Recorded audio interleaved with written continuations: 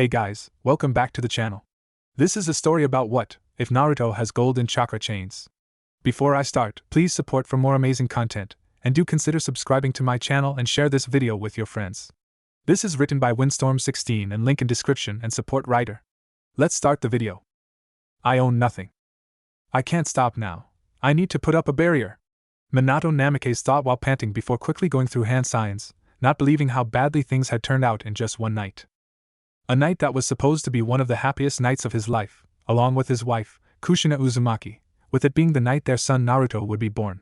Both of them having planned for everything in preparation for Kushina's due date.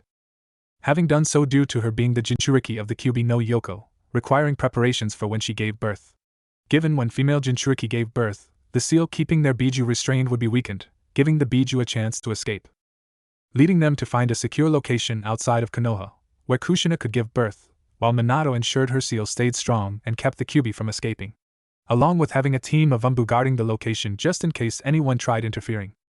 While they had Biwako Sarutobi, the wife of the Sandaime Hokage, and Taji, Biwako's disciple as well as a medic Nin and member of the ANBU Black Ops, as the midwives. With everything thankfully going smoothly, though Minato had been worried with the pain Kushina was enduring the birthing. Before the two were overjoyed when it ended and they were able to get their first look at their newborn son.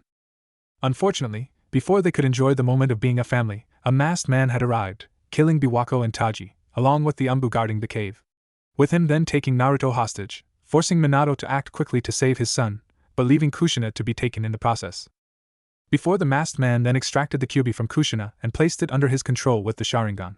Luckily, Minato was able to arrive in time to save Kushina from being killed, taking her to where he left Naruto, before going off to confront the masked man and deal with the Kyuubi. The Yondaime arriving in time to teleport a tailed beast bomb away before it could destroy the village, only to be forced to fight the masked man when he attacked. With Minato having theorized that he was really Madara Uchiha due to him having the Sharingan, as well as being capable of controlling the Kyuubi and the power he possessed, something the masked man didn't deny or agree with. Before the two fought, which came down to who could land a hit faster, something that Minato succeeded in. Not only managing to mark him with his Horatian formula, but place a contract seal on the masked man breaking his hold over the Kyuubi. Only for the masked man to escape, swearing that he'd return one day for the Kyuubi, leaving Minato to return and stop the Kyuubi from destroying Konoha. Arriving to see the Sandaime knocking the Kyuubi out of the village walls with his adamantine staff. With Minato then summoning Gamabunta on top of the Kyuubi before teleporting it far away. Leading to the current moment of Minato standing in front of the Kyuubi along with Kushina and Naruto, having grabbed them after teleporting the Kyuubi. The Yellow Flash knowing what he needed to do, but first had to make sure the Kyuubi didn't try escaping and no one else interfered. Damn. I'm running low on chakra. If I put up a barrier, I might not have enough to seal the Kyuubi away. Minato thought, knowing he's already tired from fighting the masked man and then teleporting the Kyuubi. Something that Kushina noticed, seeing how tired her husband was getting before she started gathering whatever strength and chakra she still had left. Minato, I can still do this, said Kushina before grunting as she released her adamantine sealing chains from her back, having them dig into the ground before shooting up into the air. The Kyuubi roaring in anger as the chains that kept it bound before were doing so again, with Kushina tightening the chains around the fox while having the rest form a barrier around them. The Uzumaki matriarch panting in exhaustion, not sure how long she'd be able to keep her chains out. Given how, even with her powerful life force thanks to her Uzumaki heritage, she'll still die from having the Kyuubi extracted. Kushina, Minato said in worry, knowing she shouldn't be using her remaining strength, before the two heard Naruto start to cry, making Kushina look at her son tiredly. Did I wake you? As sorry, Naruto, said Kushina while smiling weakly at her baby, before turning to Minato. Minato, seal the Kyuubi back into me. I can take it down with me so at least its return will be delayed. At least I can do one last good thing in the end and make sure Naruto grows up safely. Kushina said, wanting to take the Kyuubi down with her when she dies, much to Minato's shock that she'd want to take the fox down with her. Kushina, it's because of you, I'm the Yondaime Hokage. You made me the man I am, today. And you made me Naruto's two-san. And yet, said Minato, hating that he couldn't save his family, that the best he could do is make sure Naruto had the power to stop the masked man when the time came. Minato, don't give me that look. I'm happy that you loved me. And that today is Naruto's birthday. Kushina said, smiling at their son, knowing this was the best gift she could give him, the chance to grow up safe and happy. If I were to imagine me alive and our future together, the three of us as a family, I can't see us having anything but a happy life. If I were allowed just one regret, it's that I won't be able to see Naruto grow up. I wish I could have seen that, said Kushina, imagining watching Naruto grow up, becoming the amazing ninja she knew he'd become. With Minato looking at her with tears in his eyes before wiping them away, knowing what he had to do to make sure Naruto was ready. And to make sure that both of them had a chance to meet Naruto, no matter how long it took. Kushina, there's no need for you to die with the Kyuubi. Preserve what little chakra you have left for a reunion with Naruto. I'll seal all of your remaining chakra inside Naruto. Minato said, making Kushina look at him in surprise. It'll be part of the 8 trigram seal, then I'll take the Kyuubi with me with the only Fuinjutsu I can do since I'm not a Jinchuriki, the dead demon consuming steel. Revealed Minato, much to the redhead's horror he'd use that jutsu. The dead demon consuming seal? But whoever uses that jutsu, Kushina said, knowing anyone who used that would die. And one more thing. I'll only seal half of the Kyuubi within myself. Sealing a power that immense is physically impossible, it's also strategically unwise. If you take the Kyuubi and seal it within you when you die, there won't be a Jinchuriki around when it reemerges. It will upset the balance between the Biju. The dead demon consuming seal will seal half the Kyuubi in me forever, and the other half I'll seal it inside Naruto with the 8 trigram seal. Minato said, looking down at Naruto, with Kushina looking at him in shock. He'd want to make their son a Jinchuriki. I know what you want to say, but remember what Jiraiya-sensei said about a crisis in the future, and the calamities that would follow. 2 things were confirmed for me today. That masked man who attacked you is the one who will bring about this crisis, and the one who will stop him is Naruto. I don't know why, but I'm convinced of this. Said Minato, believing Naruto was the child of prophecy, that he'd be the one to stop the masked man. But Minato, Kushina said, not wanting him to go through with making Naruto a Jinchuriki, not wanting her son to go through what she did. Only for Minato to set Naruto down, and began going through hand signs, ending with clapping his hands together. Dead demon consuming seal, said Minato, Kushina's eyes widening as she saw the spectral figure of the Shinigami appear behind him. Let's put our trust into him. He's our son, after all. Minato stated, knowing Naruto will face challenges, enemies that will try to take him down, but believed he'll be strong enough to keep pushing forward. When I'm finished with the seal, I'll seal your chakra inside Naruto. When the time comes for him to control the Kyuubi's power, I want you to help him out, said Minato, with Kushina gritting her teeth before looking down at Naruto. Our son, he's our son, which is why I don't want to put such a terrible burden on him. Kushina yelled, hating the idea of Naruto having such a burden before he's even a day old. And why use the dead demon consuming seal?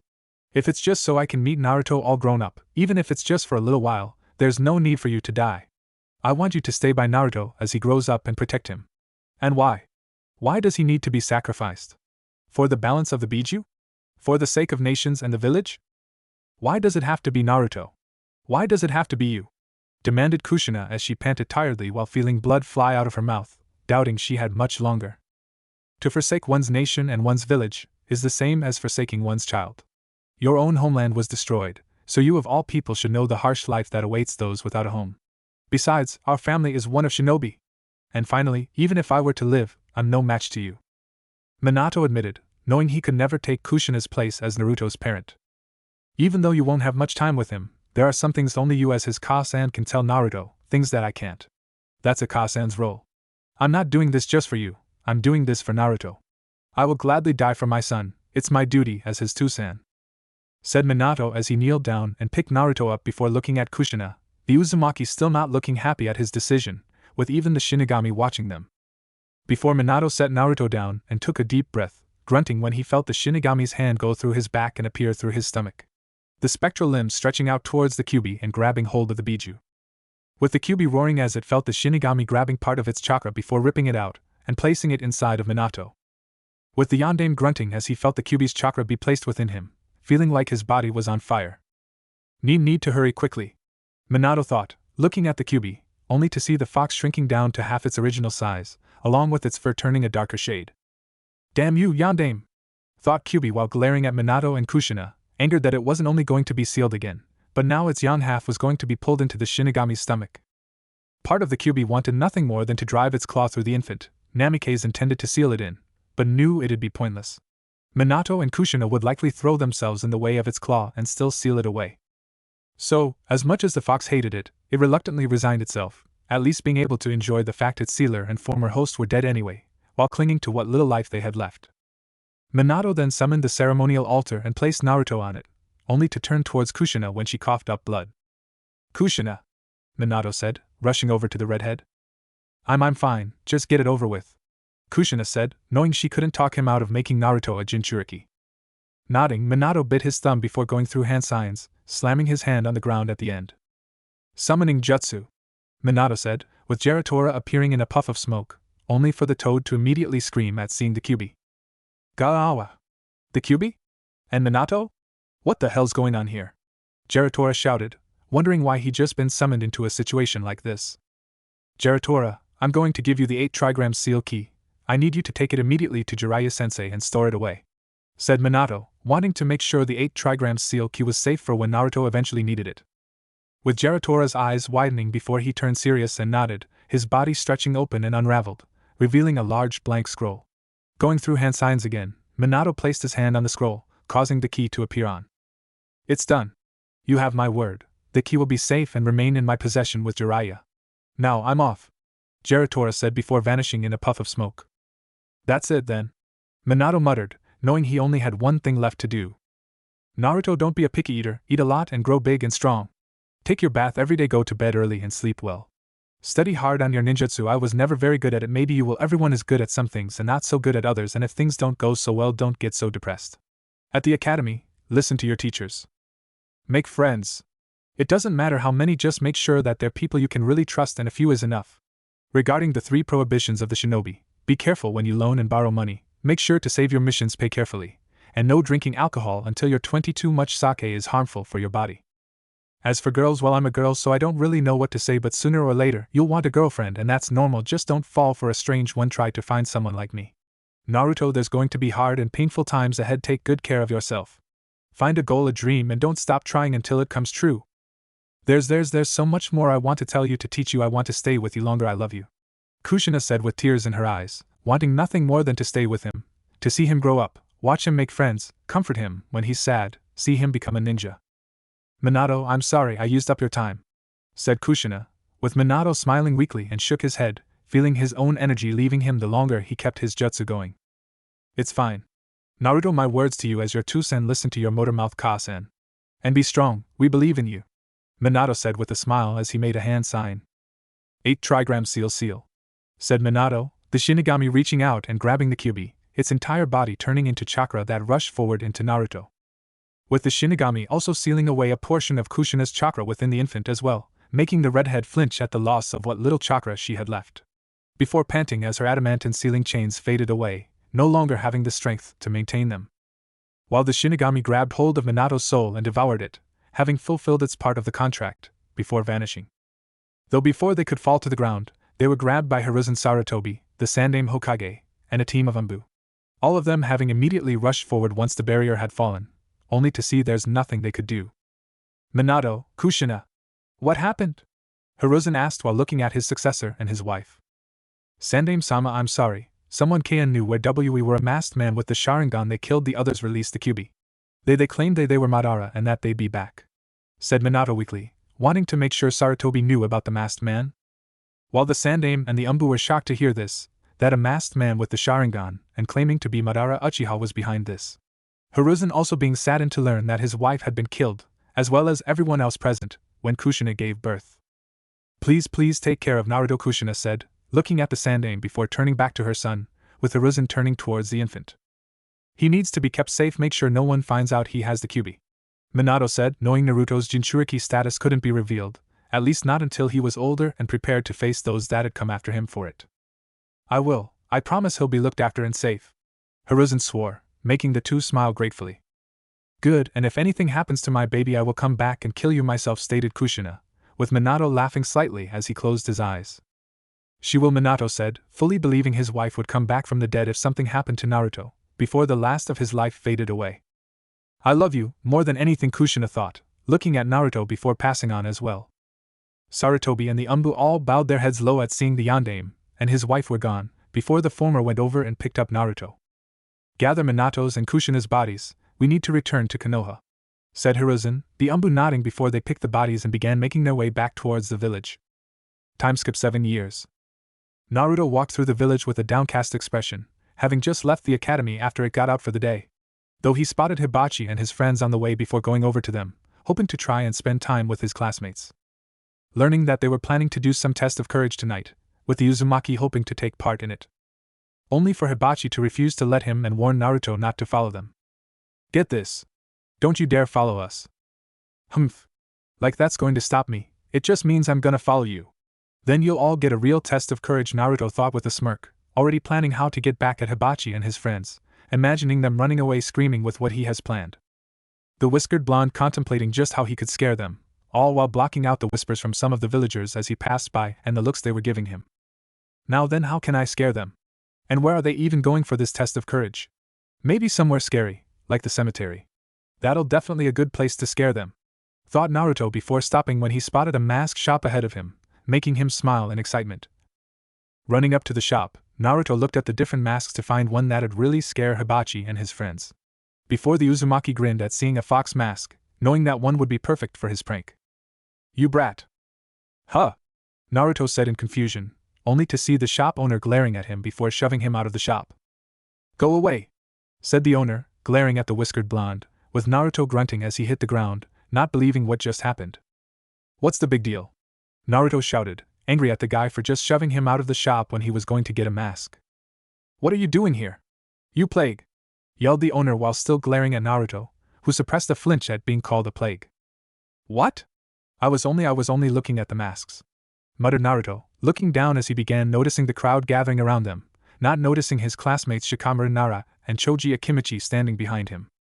Only being able to see the frowns and glares everyone was giving him, as if he's some criminal, or a freak.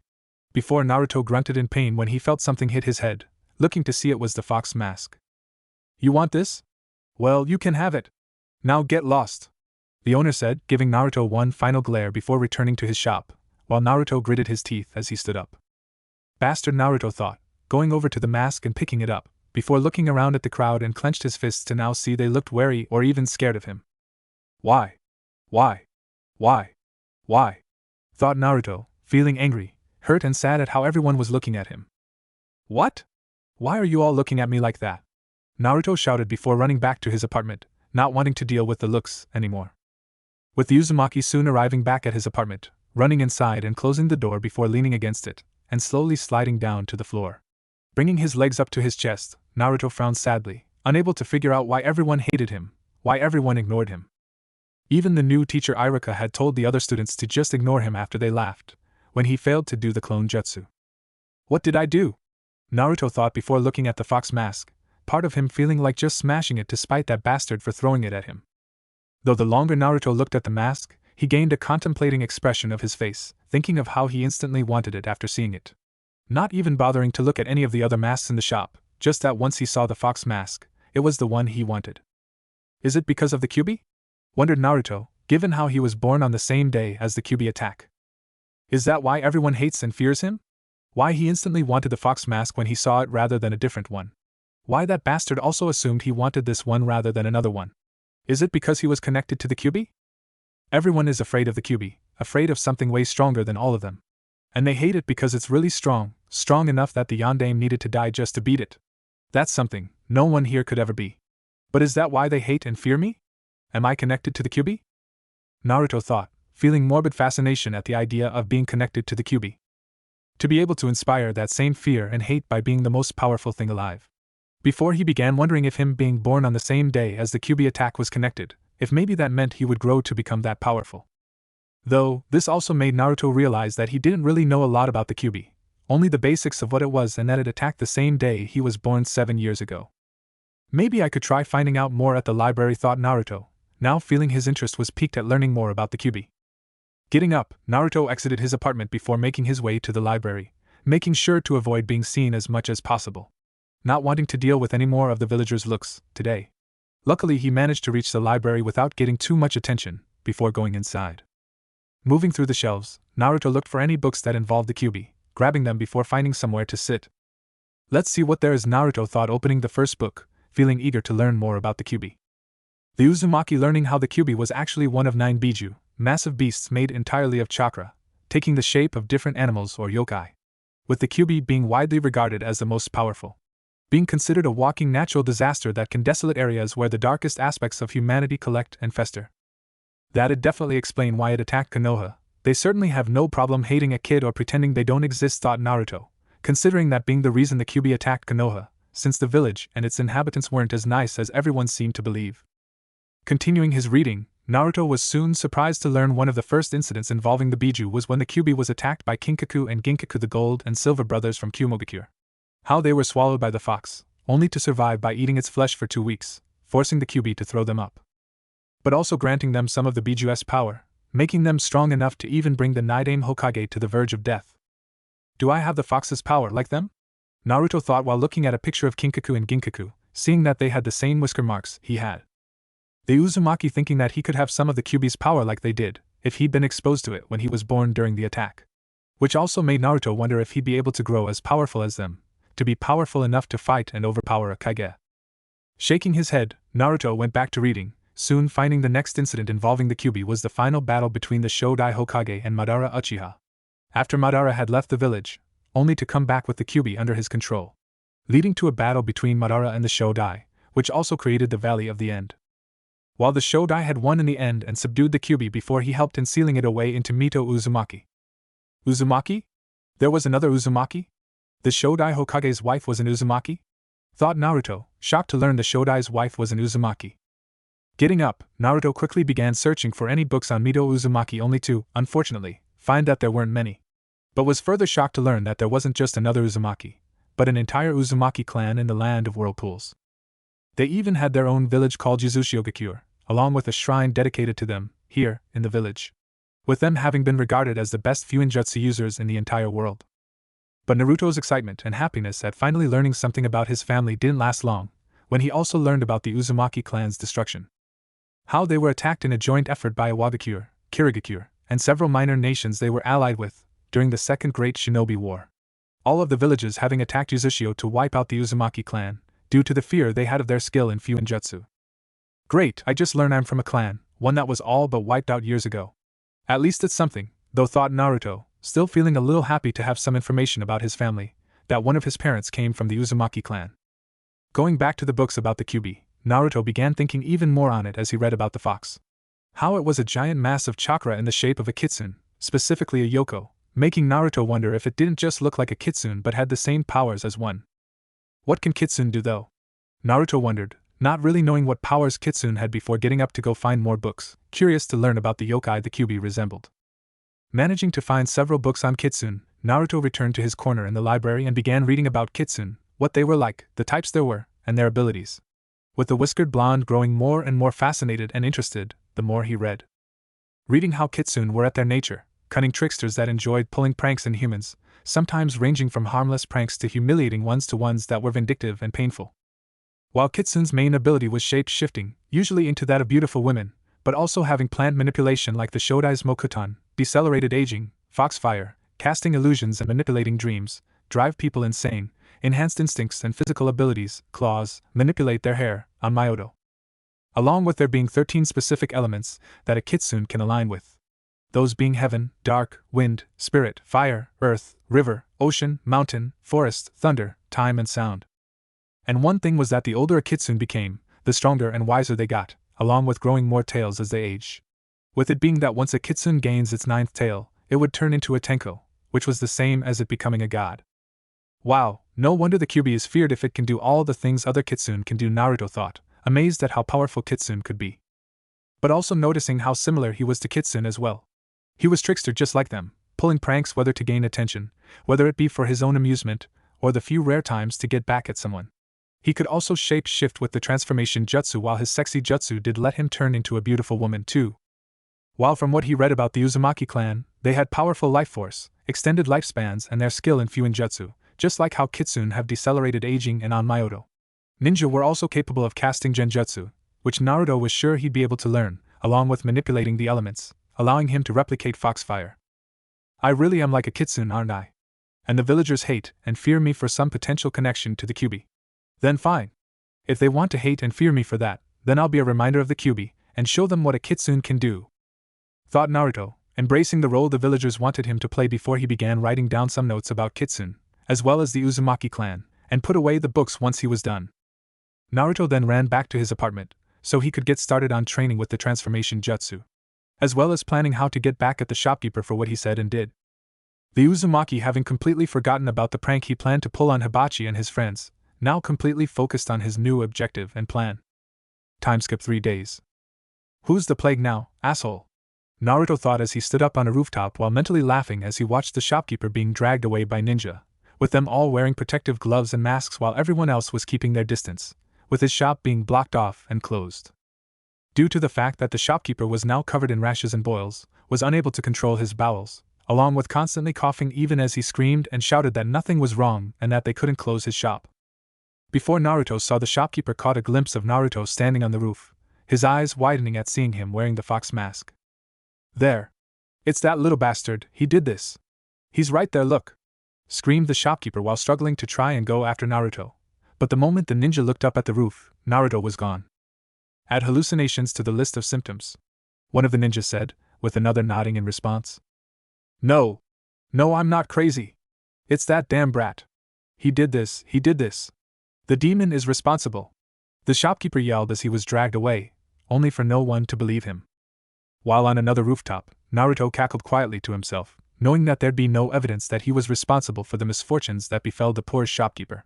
The only thing anyone would believe is the man had gone insane, the illness infecting him. And even once it was cleared he wasn't sick, he'd become a laughingstock for the rest of his life and wouldn't even be able to open his shop in Konoha, as well as potentially the Land of Fire as a whole, ever again. This turned out better than I could have hoped, and there's still so much more to be done, thought Naruto, planning to no longer pull pranks to get attention. Now, he intended to use them as training to improve his abilities and as a means to get back at the villagers. After all, Kitsune are nothing if not tricksters. I own nothing. The next day after getting back at the shopkeeper, Naruto was back in the academy, listening to another of Iruka's lectures along with the rest of his classmates. With the lecture currently going over the different ninja clans of Konoha, their history, abilities, and their contributions to the village. Though Naruto was only half listening to the lecture, instead, going over his new plan for his training. What he'll be able to train in at the moment, and what he'll save for later on. I'll definitely be able to master and perfect the transformation jutsu, maybe even get it to the point I don't need to use hand seals and can instantly transform. Genjutsu, too, since it'd be good to know how to cast them as well as dispel them if I'm ever trapped in a genjutsu. I'm also gonna need to work on my physical training and taijutsu. I'll need to be really fast and strong since Kitsune are supposed to be really agile and difficult to catch or hit. Maybe I could even see if I can extend and sharpen my nails into claws with chakra, Naruto thought, knowing he had a lot to work on, not to mention working on his chakra control as well. Given the first few lessons they had on genjutsu were about how they required really good chakra control in order to cast them, otherwise they wouldn't work. Before the whiskered blonde perked up when Iruka started talking about the Uchiha clan, how they were most known for their Kekkei Genkai, the Sharingan, but also being experts in using fire-style ninjutsu and genjutsu, which really had Naruto's attention since he planned to also learn fire-style ninjutsu in place of Fox Fire. And he's sure the Uchiha clan must have collected plenty of fire-style ninjutsu and genjutsu. And there's only 2 Uchiha left in the village, thought Naruto glancing at Sasuke Uchiha, since he and his mother are the only 2 Uchiha left after the rest of their clan had been wiped out a few months ago. From what Naruto's also seen, Sasuke didn't really go to the Uchiha clan compound very often, usually spending time alone. Whereas Mikoto had been reinstated to active duty as a jonin after the massacre, and her son moving out of the compound. Meaning that there was barely anyone in the Uchiha clan compound, giving Naruto a chance to use their clan library, himself. Being able to use it for any fire-style ninjutsu they have, as well as advanced genjutsu and chakra control exercises. At least, until I'm a genin and can use the shinobi section of the library, Naruto thought, knowing it'd be good to check the Uchiha clan library until he became a genin. Before the Uzumaki flinched and rubbed his head when Iruka threw an eraser at him, the Chunin looking at Naruto with narrowed eyes. Naruto, do you mind sharing what's so important that you aren't paying attention to the lecture? Iruka said in annoyance, having noticed how Naruto didn't seem to be really listening, with Naruto looking at him with a raised brow. Why should I pay attention to a teacher after they single out a student and tell everyone else to ignore them? Retorted Naruto, throwing Iruka's words back at him. But if you're wondering what's so important, probably a lot of things, besides you. Naruto added with a smirk. With Iruka scowling at his words, even more so when some of the students started laughing at the Uzumaki's comeback. Along with a few seeing that he also had a point. Okay, that's actually pretty cool and didn't think I'd say that about Naruto, of all people. Whispered Ino Yamanaka to Shikamaru and Choji, while smiling slightly, not expecting the boy who most thought would be a shoo-in for the class clown to say something like that. It's kind of funny and he's got a point too, Choji said while eating his chips, admitting it was a little funny. While Shikamaru glanced over at Naruto, knowing he'd usually try making a joke or bragging that he didn't need to listen to lectures. Along with remembering what happened a few days ago with the shopkeeper, the same shopkeeper whose shop was shut down yesterday. The Nara heir being unable to help but feel Naruto was somehow involved with it, only there was no proof. Before his mind went to when he asked his parents about why Naruto was hated, only being told by his father to just treat Naruto however he wanted to treat him, not how everyone else does. I guess it's still troublesome though, said Shikamaru with a shrug. Ha! That's actually pretty funny, thought Kiba Inuzuka, being one of the students laughing at Naruto's comments. Naruto-kun Hinata Hyuga thought, looking at her crush in surprise at what he said to Iruka, but did gain a small smile, willing to admit to herself it was a little funny, along with being happy to see him standing up to others. Interesting, thought Shino Aburame while pushing up his sunglasses, unsure what to make of Naruto's words, but couldn't help but feel there was something different about the whiskered blonde. A sentiment his Kakashi shared with how they got a different feeling from his chakra than before, one they couldn't place, only that it's changing. Weird kid, Sasuke thought, not really caring or finding what Naruto said to be funny, though would admit that he did have a point, before blocking out the laughter and everything else around. I guess it is kind of funny, and he's not wrong. But he still shouldn't talk to a teacher like that, thought Sakura Haruno, looking at Naruto for a moment before turning back towards Iruka. Quiet down, all of you, Iruka said loudly, with all the laughing students soon stopping before the Chunin narrowed his eyes at Naruto again. You obviously don't care, but everyone else should so they can better understand the clans that are part of the village. After all, some of them may be your future teammates, or you might work with other members of these clans while on missions, said Iruka, with Naruto looking at him boredly. Real important, and not like we can't just read about the different clans in the library or, ask one of the heirs that are in here about what their clans are like. Naruto replied while motioning to the various clan heirs and heiresses in the room, getting a few more snickers from the students and others even contemplating his words. Making Iruka scowl again before taking a few deep breaths and started his lecture again, deciding to just ignore Naruto. Only, when he looked around, the Chunin noticed that now even more students weren't paying attention to him, much to chagrin. That kid really is nothing but a troublemaker, Iruka thought, his view of Naruto being further solidified by this, before continuing the lecture and hoping the rest of the students still understood it was important. Later. It wasn't long before lunch had begun, much to Naruto's relief at getting out the classroom, allowing him to start better planning his training while eating lunch. Once he'd finished, Naruto had gone straight towards the academy library, wanting to see what books they had on genjutsu and chakra control. Managing to find books about the basics of casting and dispelling genjutsu, along with some chakra control exercises called the leaf concentration exercise, surface walking, and water walking. Looks like the leaf concentration exercise is something we learn in the academy, so it'll be good to have a head start on knowing it already. It's also good to help learn concentration and focus, given how you need to focus your chakra into a single spot, in multiple different spots once you start using more leaves. But why are books about surface walking and water walking here? Naruto thought, confused on why books for the latter two exercises were here. As from what he just read about them, they aren't taught in the academy and are only learned once students become genin, or even shunin, sometimes, in the case of water walking. Before shrugging, figuring they were here for the few students that were already ahead of everyone else and advanced enough to learn them. With him copying down the information on the exercises before he began going over the basics and principles of genjutsu, ninjutsu, as well as some basic taijutsu forms and techniques that he managed to find. One thing Naruto wanted for his taijutsu style was for it to resemble the way a Kitsune fights, where he'd his opponents fast and hard, along with seeing about integrating claw swipes into it, in addition to using punches and kicks, as well as using feints and misdirection to catch his opponents off guard and get in close, given how Kitsune use tricks to get people to let down their guard before striking. I should also find more information on the transformation jutsu, substitution jutsu, and clone jutsu, Naruto thought, going to get the books he needed, wanting to find out as much information as he can for the transformation jutsu to master it. While the substitution jutsu would also be very useful for his Kitsune fighting style, with how it'd let him instantly switch places with an object, allowing him to hide his presence to wait for a moment to strike or setting up traps for his opponents. And the clone jutsu was something he needed to learn if he wanted to pass the academy and become a genin. Though, when Naruto started reading about the clone jutsu, he now realized why exactly he's always failed to actually use it, only ever producing clones that looked pale and lifeless. Learning that the clone jutsu didn't even require that match chakra to begin with, and that he's been using too much chakra.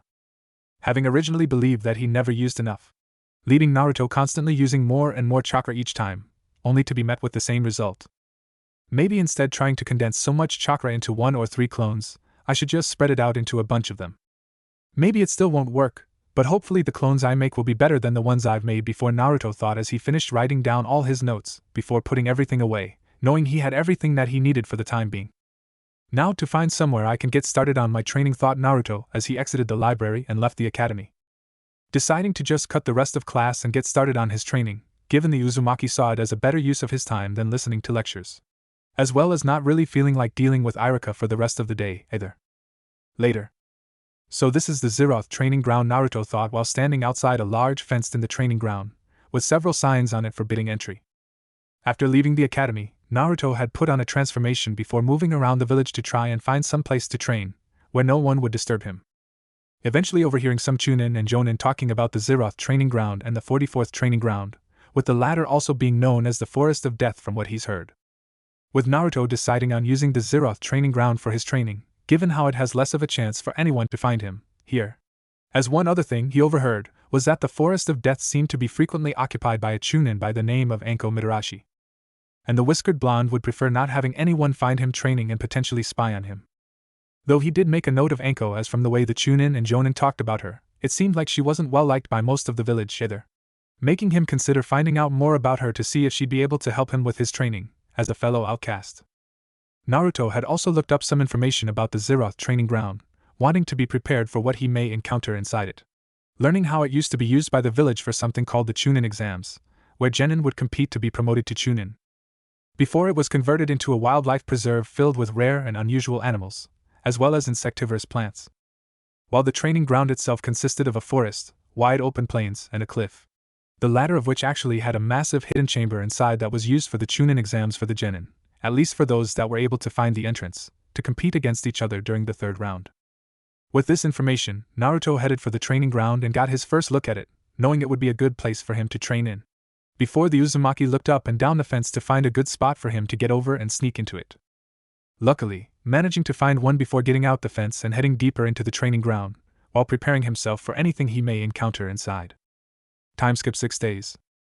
After getting into the Zeroth training ground, Naruto had spent the next 2 days getting used to the terrain, while learning more about the flora and fauna inside it. Finding that some of the animals inside were more dangerous and much bigger than he anticipated. But also using them to help with his stealth and evasion training, given how heightened their senses were. Along with figuring which animals and plants were safe to eat, with the former aiding him in working on his trap making, given how he encountered a few plants that likely would have eaten him. Once he'd figured that all out, as well as finding the entrance to the exams chamber in the cliff, Naruto had gotten to work on his training. With Uzumaki being pleased at the progress he's made, having even gotten the hang of the leaf concentration exercise, surface walking, and water walking. Though he hasn't mastered them yet, he's at least succeeded in being able to perform them. While his taijutsu's also improved greatly, being even better that he's managed to get a few sparring partners from some of the other animals. The most frequent ones being a young boxing kangaroo and a giant anteater. Now, after 6 days, Naruto was leaving the Zeroth training ground, knowing he couldn't stay in there forever and that he'd need to get more supplies. Maybe I could see about training my genjutsu on some of the animals in there, Naruto thought as he exited the training ground and returned to the village. Having read that genjutsu targets the chakra flow of someone's cerebral nervous system, affecting the activity throughout the prosencephalon structure of the brain. It made it so genjutsu didn't just affect people, but dogs and other types of animals as well. So, Naruto figured it'd be a good beginning to test non-harmful genjutsu out on animals, before going on to people. Unfortunately, the whiskered blonde was pulled from his thoughts when he felt someone grab him by the back of his collar, making him yelp as he was pulled back. Only to frown when he saw Iruka was the one who grabbed him, with the Chunin instructor having a furious look on his face. "And just where the hell have you been?"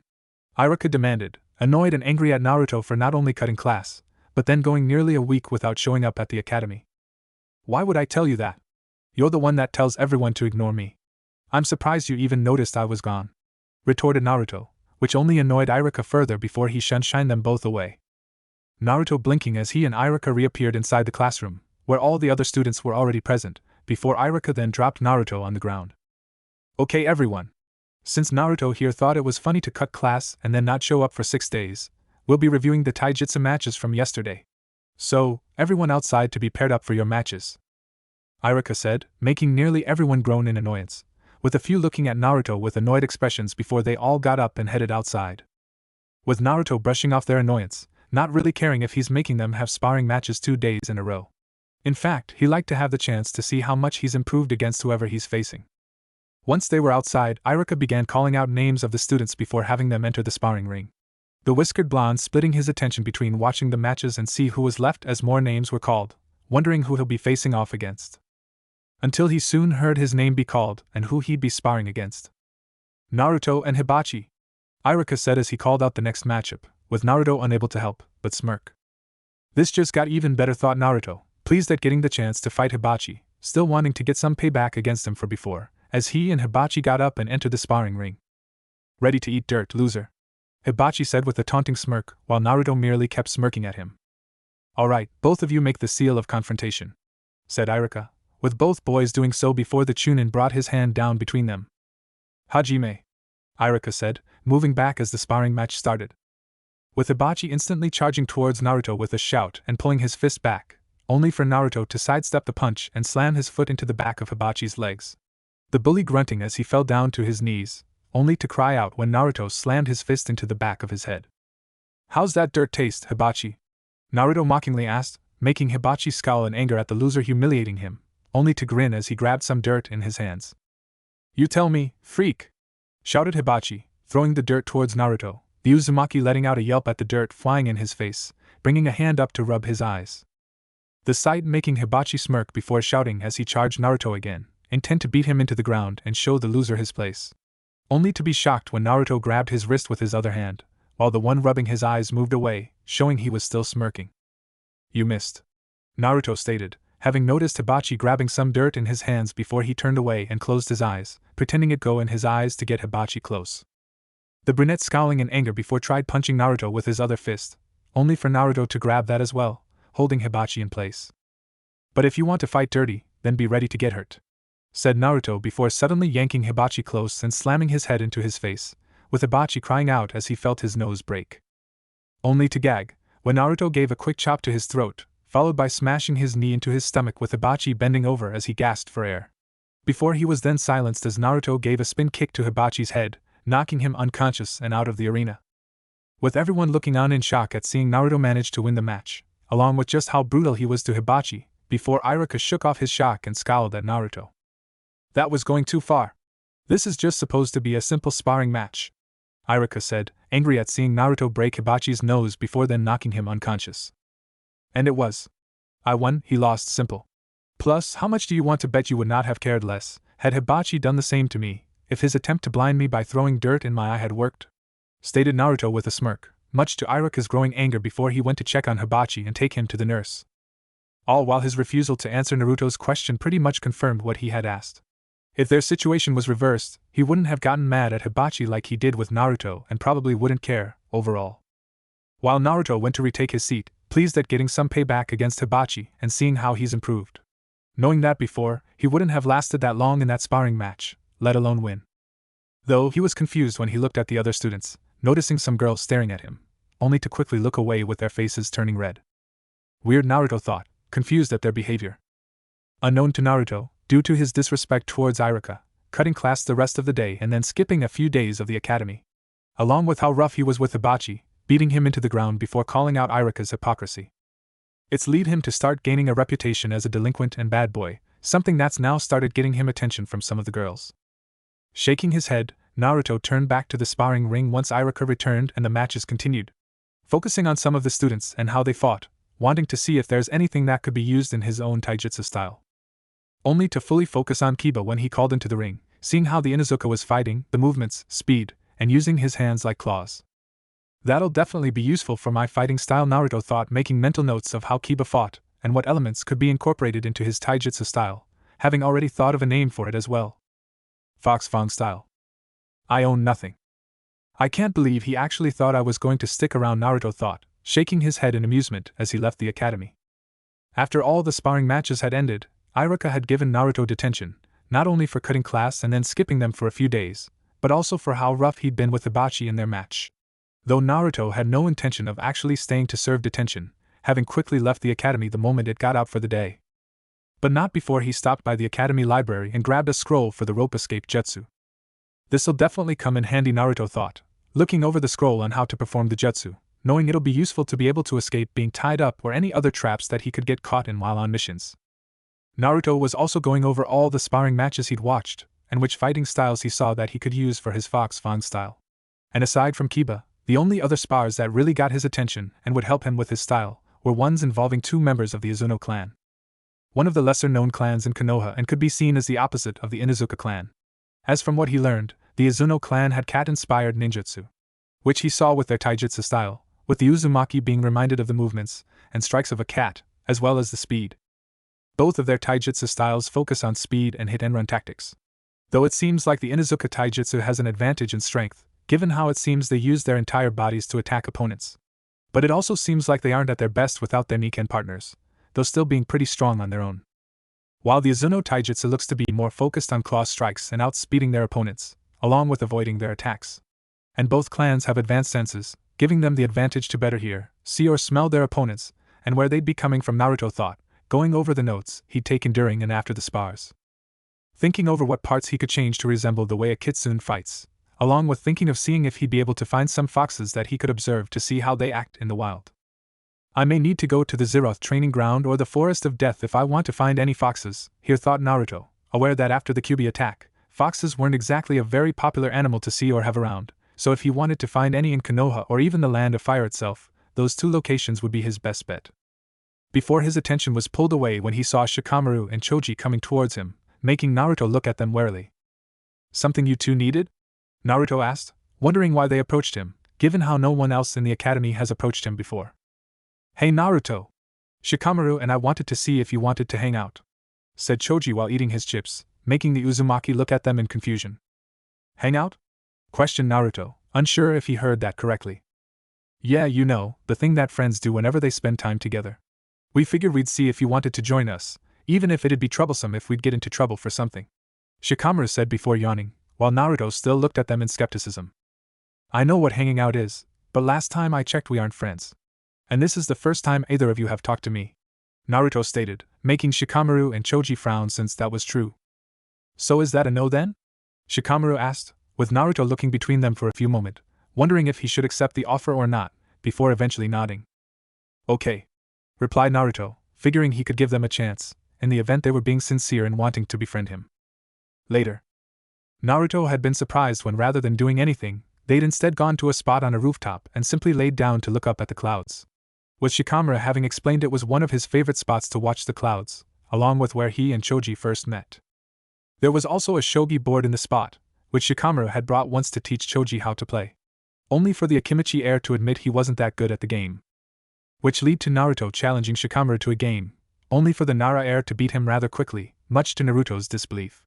Before he challenged him again, refusing to give up that easily, only for Shikamaru to beat him again.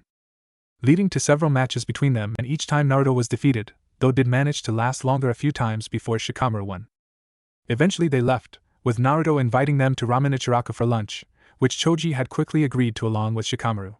With the three boys soon arriving at the ramen stand, where they were immediately greeted by Ayam. Naruto! Ayam said, smiling brightly at the whiskered blonde before hugging him tightly, making Naruto smile and return the hug. Hey Ayam Nichin, said Naruto, only to become nervous when Ayam pulled back and narrowed her eyes at him. And just where have you been the past couple of days? Demanded Ayam, having been worried when he didn't show up at all, given how he stops by at least once a day. I was out training and I only just left the training ground today, Naruto replied, with the brunette only narrowing her eyes further. You're telling me that you spent almost a week at a training ground alone? Ayam said, not liking the idea of Naruto being alone for that long. Though before she could chew him out, she was stopped by her father coming out while laughing lightly. Leave him alone, Ayam. I'm sure it must have been pretty important training if he spent that long on it. Besides, it looks like he's perfectly fine and he's back now, said Tuchi, with the Uzumaki quickly nodding in agreement. Yep, I'm perfectly fine. And I'll make sure to let you know when I train for a long time again, said Naruto, knowing Ayam can be scary when she wants to be. You better, said Ayam, giving him a look before smiling brightly. Now are you going to introduce us to your friends? Ayam asked while looking at Shikamaru and Choji, with Tuchi doing the same. Well, this is a surprise, didn't expect you to bring anyone here with you, Naruto. Tuchi stated with a smile, glad to see it seems that Naruto's making friends. Yeah? These are Shikamaru Nara and Choji Akimichi, some of my classmates from the academy, Naruto introduced. Hey, Shikamaru said while waving lazily at the father and daughter. It's nice to meet you both, said Choji with a wave as well. Likewise. Now then, what can we get you three? And don't worry about paying, It'll be on the house today," offered Tsuchi, willing to let their order be free today, since it's the first time Naruto's brought anyone here. "I'll have 2 of everything," Choji said immediately while rushing towards a seat, eager and excited at the chance of getting a free meal, determined to get as much as he can, while Tsuchi and Ayam looked at him surprised. "Yeah, Choji really likes food. I'll just take a pork ramen," said Shikamaru, taking a seat, knowing it'll be good if they only let his friend eat for free this once. "I'll have 3 miso ramens," Naruto said with a grin and taking a seat as well. "Oh, okay, coming right up. Come on, Ayam," Tsuchi said before he and his daughter went to the back, given they had a big order to fill with the Akimichi heir wanting 2 of everything. "So how'd you get so good at shogi?" Naruto asked, looking at Shikamaru, wondering how he got so good at shogi to be able to beat him so quickly. "Just a lot of practice. My 2 san's way better than me, though. I haven't been able to beat him yet," replied Shikamaru, with Choji nodding in agreement. "Yeah, his dad is really great at shogi and go, while Shikamaru's better than anyone else I've seen. I don't think I've seen him really try against anyone before," Choji added, knowing his friend was really smart and didn't need to try that much against anyone he plays, except his father. With Naruto frowning at this, feeling a blow to his pride to hear that Shikamaru hadn't even been trying against him during their matches. "Then I'll just have to get better at the game until I beat you," stated Naruto, refusing to give up after being beaten in a few games. "I'm sure you'll get it, eventually. You're already pretty good at planning things out, like with the shopkeeper," said Shikamaru, causing the whiskered blonde to tense before looking at him warily and suspiciously. "I don't know what you're talking about," Naruto said, while inwardly worried since he was sure he covered his tracks. "Don't play dumb, it's pretty obvious it was you, which is also why no one suspects you. That combined with what happened, everyone likely assumes you wouldn't have gone that far," Shikamaru said, with Naruto's eyes darting around, ready to escape if this was just a trap to get him to confess. "And stop panicking, seriously. We're not gonna say anything, it'd honestly be too troublesome to bother telling anyone," added Shikamaru, making Naruto now look at them in confusion. "What Shikamaru means is that it wouldn't be worth it to tell anyone. And that guy did kind of deserve it after what he did, too," Choji said, surprising the Uzumaki that they weren't going to say anything and believed the shopkeeper deserved it. "Thanks," muttered Naruto, not expecting them to know what he did or keep it a secret, but also now seeing they were being genuine and wanting to be his friends. "Don't worry about it, after all, friends are supposed to keep each other's secrets, right?" said Shikamaru with Choji nodding in agreement, while Naruto smiled slightly at that. With their ramen eventually being brought, and the 3 instantly began eating. Time skip one day. After they'd finished eating their ramen, the boys had noticed how late it was getting, leading to Shikamaru and Choji both returning to their homes after trading farewells with Naruto. While Naruto had returned to the Zeroth training ground, on the chance that Iruka may come searching for him for ditching his detention. But not before gathering some supplies he'll need during his time in the training ground. With the Uzumaki then getting back to his training once morning had come, working on his chakra control for the entire morning. Knowing how most of the things he'd be training in would require good chakra control in order to perform. As well as using less chakra overall for any jutsu he learns. Now though, Naruto stood across from the boxing kangaroo and giant anteater that he'd met and befriended during his first visit to the Zeroth training ground. "Okay guys, who's first?" Naruto asked, looking between them, wondering who he'd be sparring against first, with the anteater raising one of its claws before moving forward while the kangaroo jumped off to the side. The anteater not wasting a moment before its tongue shot out towards Naruto, with the whiskered blonde jumping out of the way and rushed at the anteater. Jumping into the air when the anteater tried swiping at him with its claws, Naruto landed on the anteater's back before delivering a spin kick to the back of its head. With the kick making the anteater stumble slightly, before standing up on its hind legs and began throwing itself around to knock Naruto off. With Naruto grabbing into the anteater's fur to avoid being thrown off, only for the anteater to then throw itself backwards towards the ground. Though before it could crush Naruto, the Uzumaki quickly jumped off the anteater and into the air. Before diving back down and slamming his fist into the anteater's chest, sending it crashing into the ground. Only to be surprised when the anteater's tongue came out and wrapped around him, with Naruto crying out as he was thrown through the air.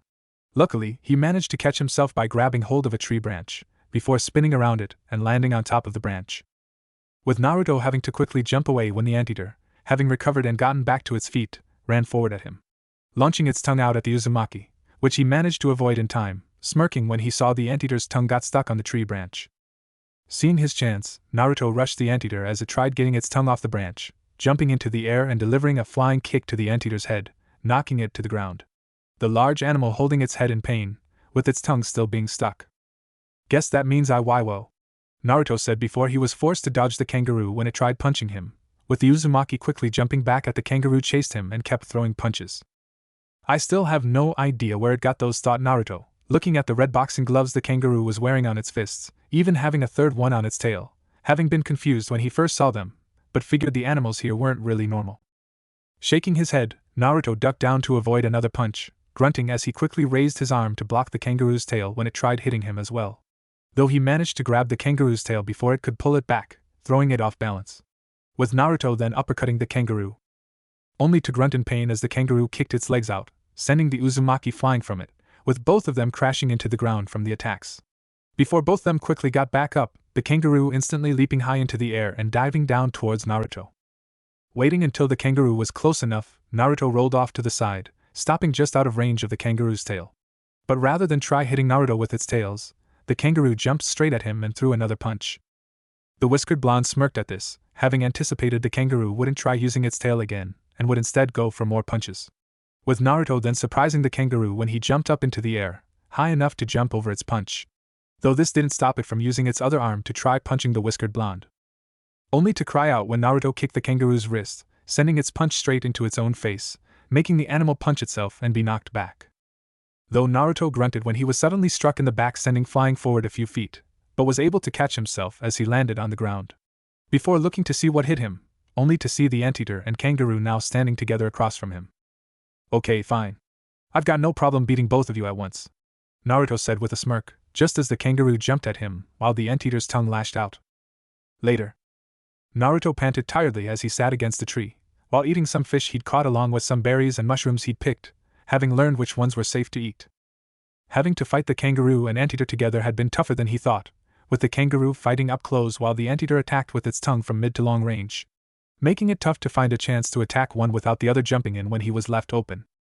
But luckily, he'd been able to get a chance when he was able to trick the kangaroo into getting into a position where it'd be grabbed by the anteater's tongue, giving Naruto an opening to momentarily gain the advantage, only to ultimately lose once they regained their bearings.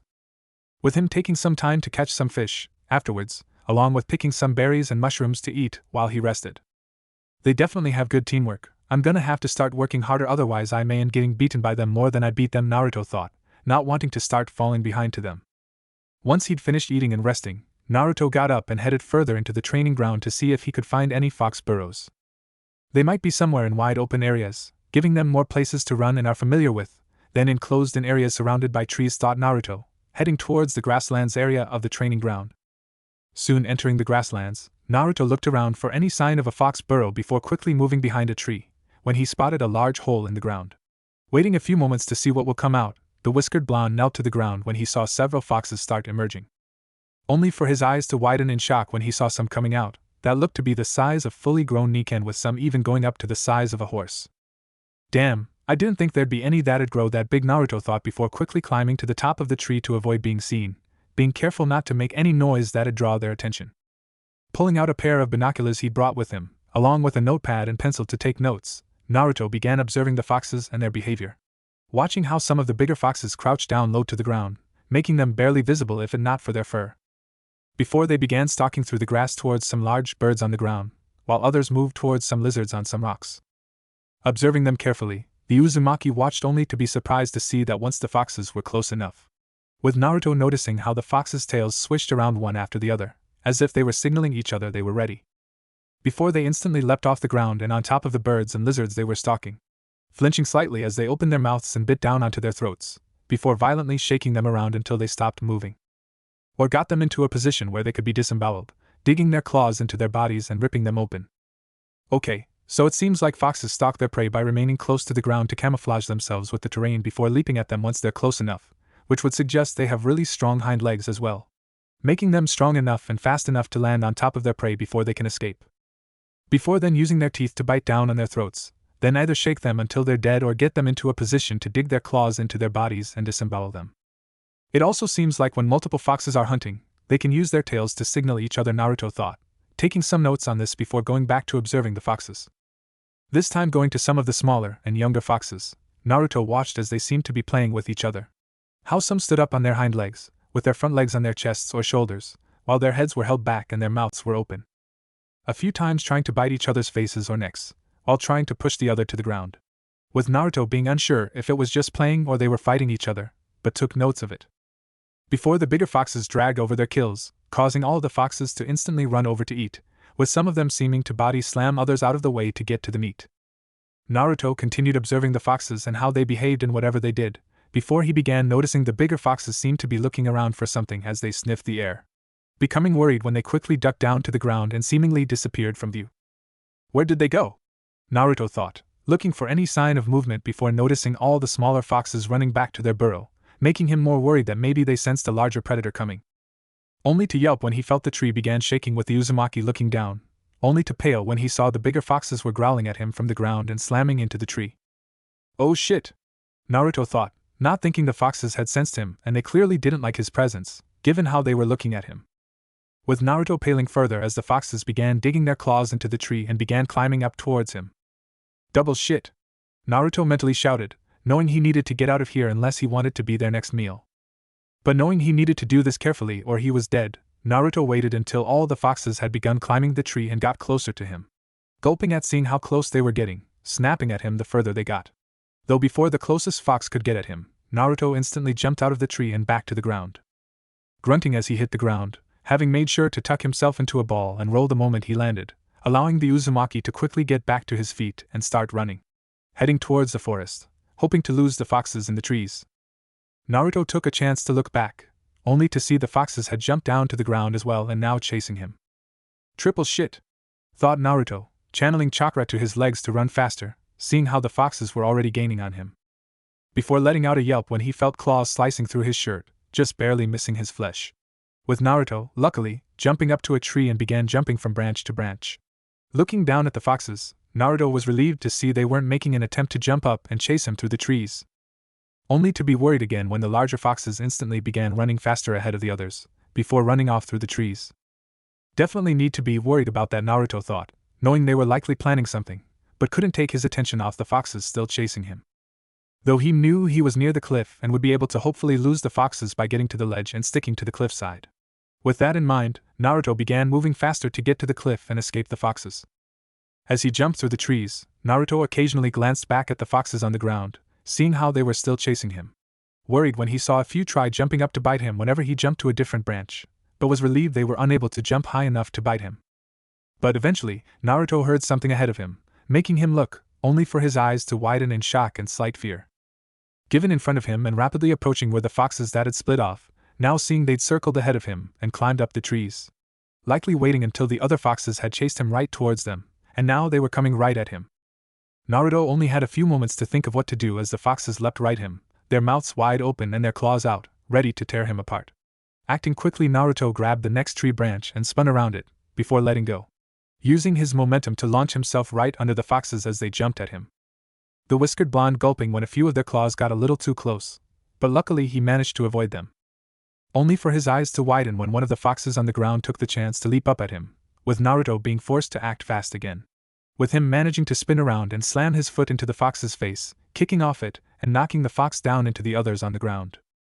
Not letting himself stop or feel relief, Naruto continued running through the forest until he could finally see the cliff through the trees. Refusing to slow down, the Uzumaki didn't hesitate to jump off the cliff, before sticking to the side of it with chakra. Though rather than stopping, Naruto moved down the cliff, in the event some of the foxes decide to jump down after him. Once he was far enough down, Naruto looked up at the cliff to see if the foxes would pop out, before eventually letting a breath of air after a few moments. Waiting a few more moments, the Uzumaki went back up to the cliff, peeking over the edge for any sign of the foxes in case they were lying in wait. Breaking off a rock from the cliffside, Naruto threw it into the trees to see if there'd be any movement, only for nothing to happen. After ensuring he was really alone, Naruto finally sighed in relief and climbed back up, sitting on the cliff edge. That was a close one, Naruto thought, relieved he was able to escape the foxes before pulling out his notepad and began taking some more notes. While the chase has been dangerous with a few close calls, it did also give him a really up-close look at foxes and their behavior against a larger target. It seems like they'll attack a larger target all at once, using diversions and sneak attacks to get the drop on them. It also seems like rather than going straight for the kill, they were working on incapacitating my movements. Likely in an attempt to prevent me from escaping or fighting back, Naruto thought, pleased at what he's learned, not to mention seeing this as a good form of training in addition to developing his Fox Fang style. Later. Once he'd taken a moment to rest and recover from the chase, Naruto had returned to the village and decided to head to the library in order to find some taijutsu styles to incorporate into his. One of the few things he can look up without entering the shinobi section, though they're mostly just martial arts styles that any civilian could be proficient in. These ones seem pretty good, Naruto thought, grabbing some books and scrolls on styles called Muay Thai, Karate, Taekwondo, and Jiu-Jitsu. Seeing how Muay Thai put an important on the user using their hands, elbows, knees, and legs as weapons to deliver strong, painful, and even crippling blows. While Jiu-Jitsu seemed focused on grappling and throwing an opponent, something that'd be good in knocking them off balance. Taekwondo looked to center around different kinds of kicks. And Karate seemed more well-rounded, having several different kinds of styles for it. Yeah, these ones will definitely be good, thought Naruto as he smiled eagerly, knowing he'll be able to combine these with the claw strikes of the Inuzuka clan and Izuno clan taijutsu styles, as well as his research at the Fox Burrow, to help serve as the foundation for his Fox Fang style. Gathering up the books and scrolls, Naruto headed back to his apartment to begin studying them, and then copying it all down. Time skip 2 months. 2 months have passed since Naruto had begun creating the foundation of his Fox Fang style, with him having succeeded in getting the basics of it down. In addition to that, he's managed to master surface walking, water walking, and leaf concentration. Being able to do the former two unconsciously and the latter he could focus on multiple different leaves stuck all across his body, while even combining the two exercises. The whiskered blonde having also mastered the transformation jutsu, being able to use it without hand seals and instantly switch between different transformations. The substitution jutsu to the point where he can instantly switch places with a log or any object the moment he senses danger even before he's hit. And the rope escape jutsu, having practiced escaping several different kinds of knots and other restraints, either by undoing them or dislocating his joints before putting them back in place. He's also started making good progress with the clone jutsu, with the clone still not being perfect, but no longer looking lifeless, as well as working on his genjutsu. Now though, Naruto was currently inside the Uchiha clan compound after making sure that Sasuke wasn't visiting today and checking to see Mikoto had gone out shopping. I better hurry, I really don't want to get caught here, Naruto thought before rushing towards the jutsu archives, soon finding it near the back of the compound. But before Naruto could take a step inside, he felt a hand on his shoulder, holding him place. Making the Uzumaki pale and gulp before he slowly turned around, only to be met with a stern-looking Mikoto Uchiha. What do you think you're doing? Mikoto asked, looking at Naruto with a frown, though she didn't look or sound like she was actually mad, with Naruto chuckling nervously.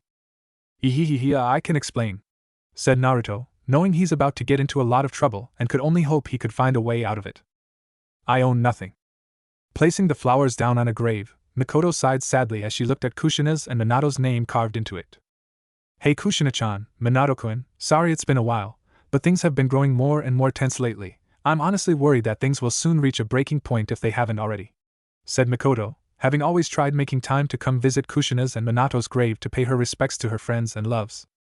Along with visiting Hitomi's grave after she died as well, something that still saddened the Uchiha matriarch that 3 of her closest friends were now dead. And she was unable to do anything to try and help their children, with the Hokage's restraining order against her from so much as interacting with Naruto. While Hayashi, not going far enough to get a restraining order, has made it clear she wasn't welcome to see Hinata or Hanabi, leaving her with just being able to visit their graves to pay her respects and talk to them about anything that's going on, while also making sure she was alone, given how she usually ended up telling them rather sensitive information, which she'd prefer making sure no one overhears. One thing that really worries me is how distant Itachi's become. It started getting bad after he joined the Umbu. Now it's even worse after Shirsue's death. The only person he really spends time with anymore is Sasuke, and even then, it's barely any time at all. It's a miracle that he hasn't snapped. He's only 13 and has so much pressure being placed on him, Mikoto said, worried that eventually her oldest son would break from the multiple burdens he's trying to shoulder. I also don't know what changed, but now it seems Fugaku's on board with the coup, only telling me that he received some sensitive information. And honestly, part me wants the coup to happen, if only so I can use it as an excuse to get Naruto out of the village and somewhere that he can be happy. Especially since most of the Uchiha want to use the Kyuubi against the village, despite Fugaku's wish for a bloodless coup. But despite his intentions, I doubt that things will end without a civil war breaking out, said Mikoto, while imagining the redhead's anger at the idea of anyone using her son as a weapon or would hurt him, while Minato would make sure they were cut down before they could even blink. But enough grim news, I'm sure you'd like to hear about Naruto. I can't really say much, with the restraining order and all that, but I've tried keeping an eye on him from a distance. He's entered the academy, now, with him even being in the same class as Sasuke, actually, Mikoto said with a smile, happy that Naruto and Sasuke were in the same class, hoping it may lead to them being friends like her how she was with Kushina and Minato. Only for her smile to fall, given what else she's seen of Naruto whenever she had the chance. But he doesn't really have any friends. He's tried spending time with his classmates before, but they always brush him off or tell him to leave them alone. Even the teachers seem to be ignoring him and encouraging the students to do the same. Though he tries to hide it, you can still tell it hurts him, being alone and ignored. Said Mikoto, hating that she couldn't do anything to help her godson and that basically her only chance to help him is if her clan starts a civil war with the rest of Konoha. Though I'm sure you'd be happy to hear that he's a prankster like you were, Kushina. And some of them have been rather creative. I can only imagine you helping him with ideas and everyone being terrified at what you'd come up with together. Mikoto said, smiling again before sighing as she looked up at the sky, seeing how late it was, the Ravenet standing up and giving the grave one last look. I already promised Hitomi that I would make sure Hinata and Hanabi would be safe when I visited her, and I'll do the same for you. If the coup does happen, I'll do everything I can to get Naruto out of the village and somewhere he'll be safe. Where no one will know who he is, and he'll have the chance to live his life without worry, I promise. Said Mikoto, knowing it's the least she could do for them, to make sure their children were safe.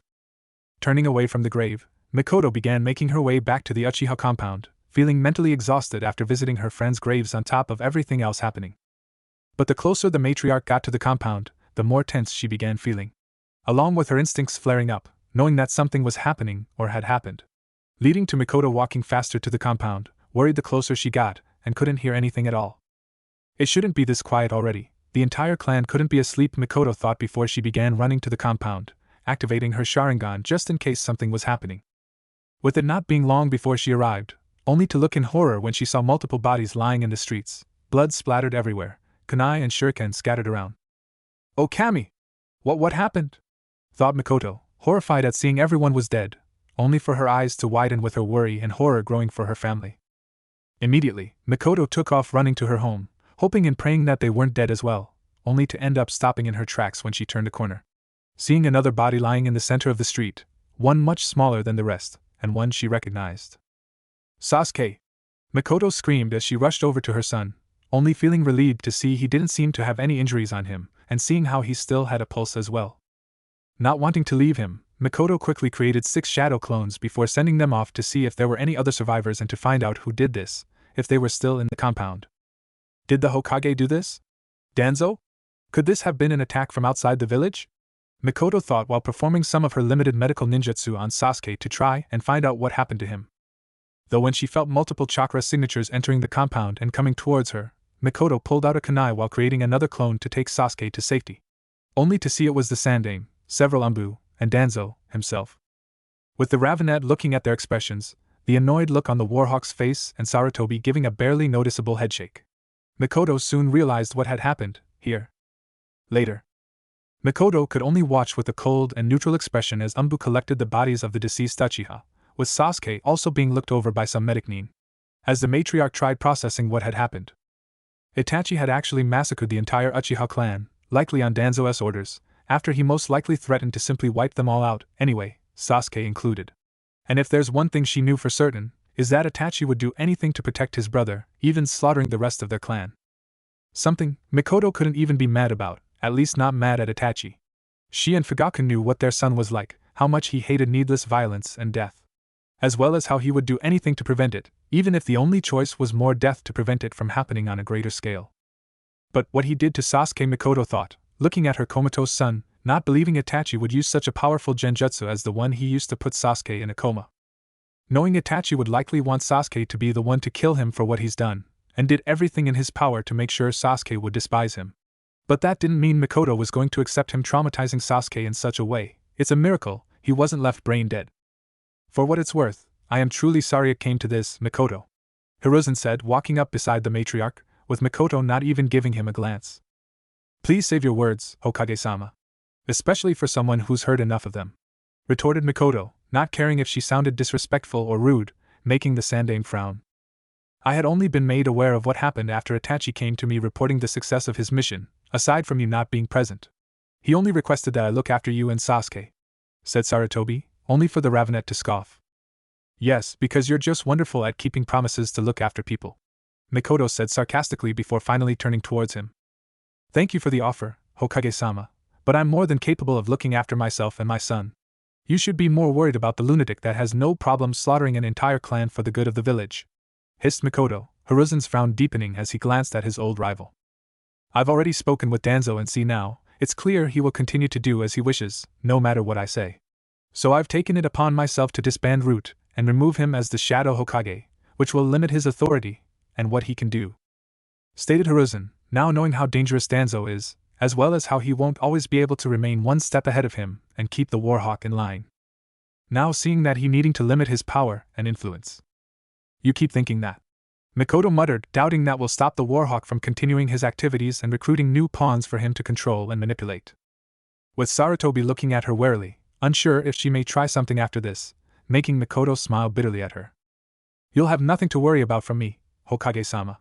I've already gone 7 years without being able to look after my godson, and I'm not a fool that'd endanger the only son I have left," said Mikoto, already knowing what he was thinking and was telling the truth. No matter how angry she was, Mikoto wouldn't do anything that'd result in Sasuke being put in danger.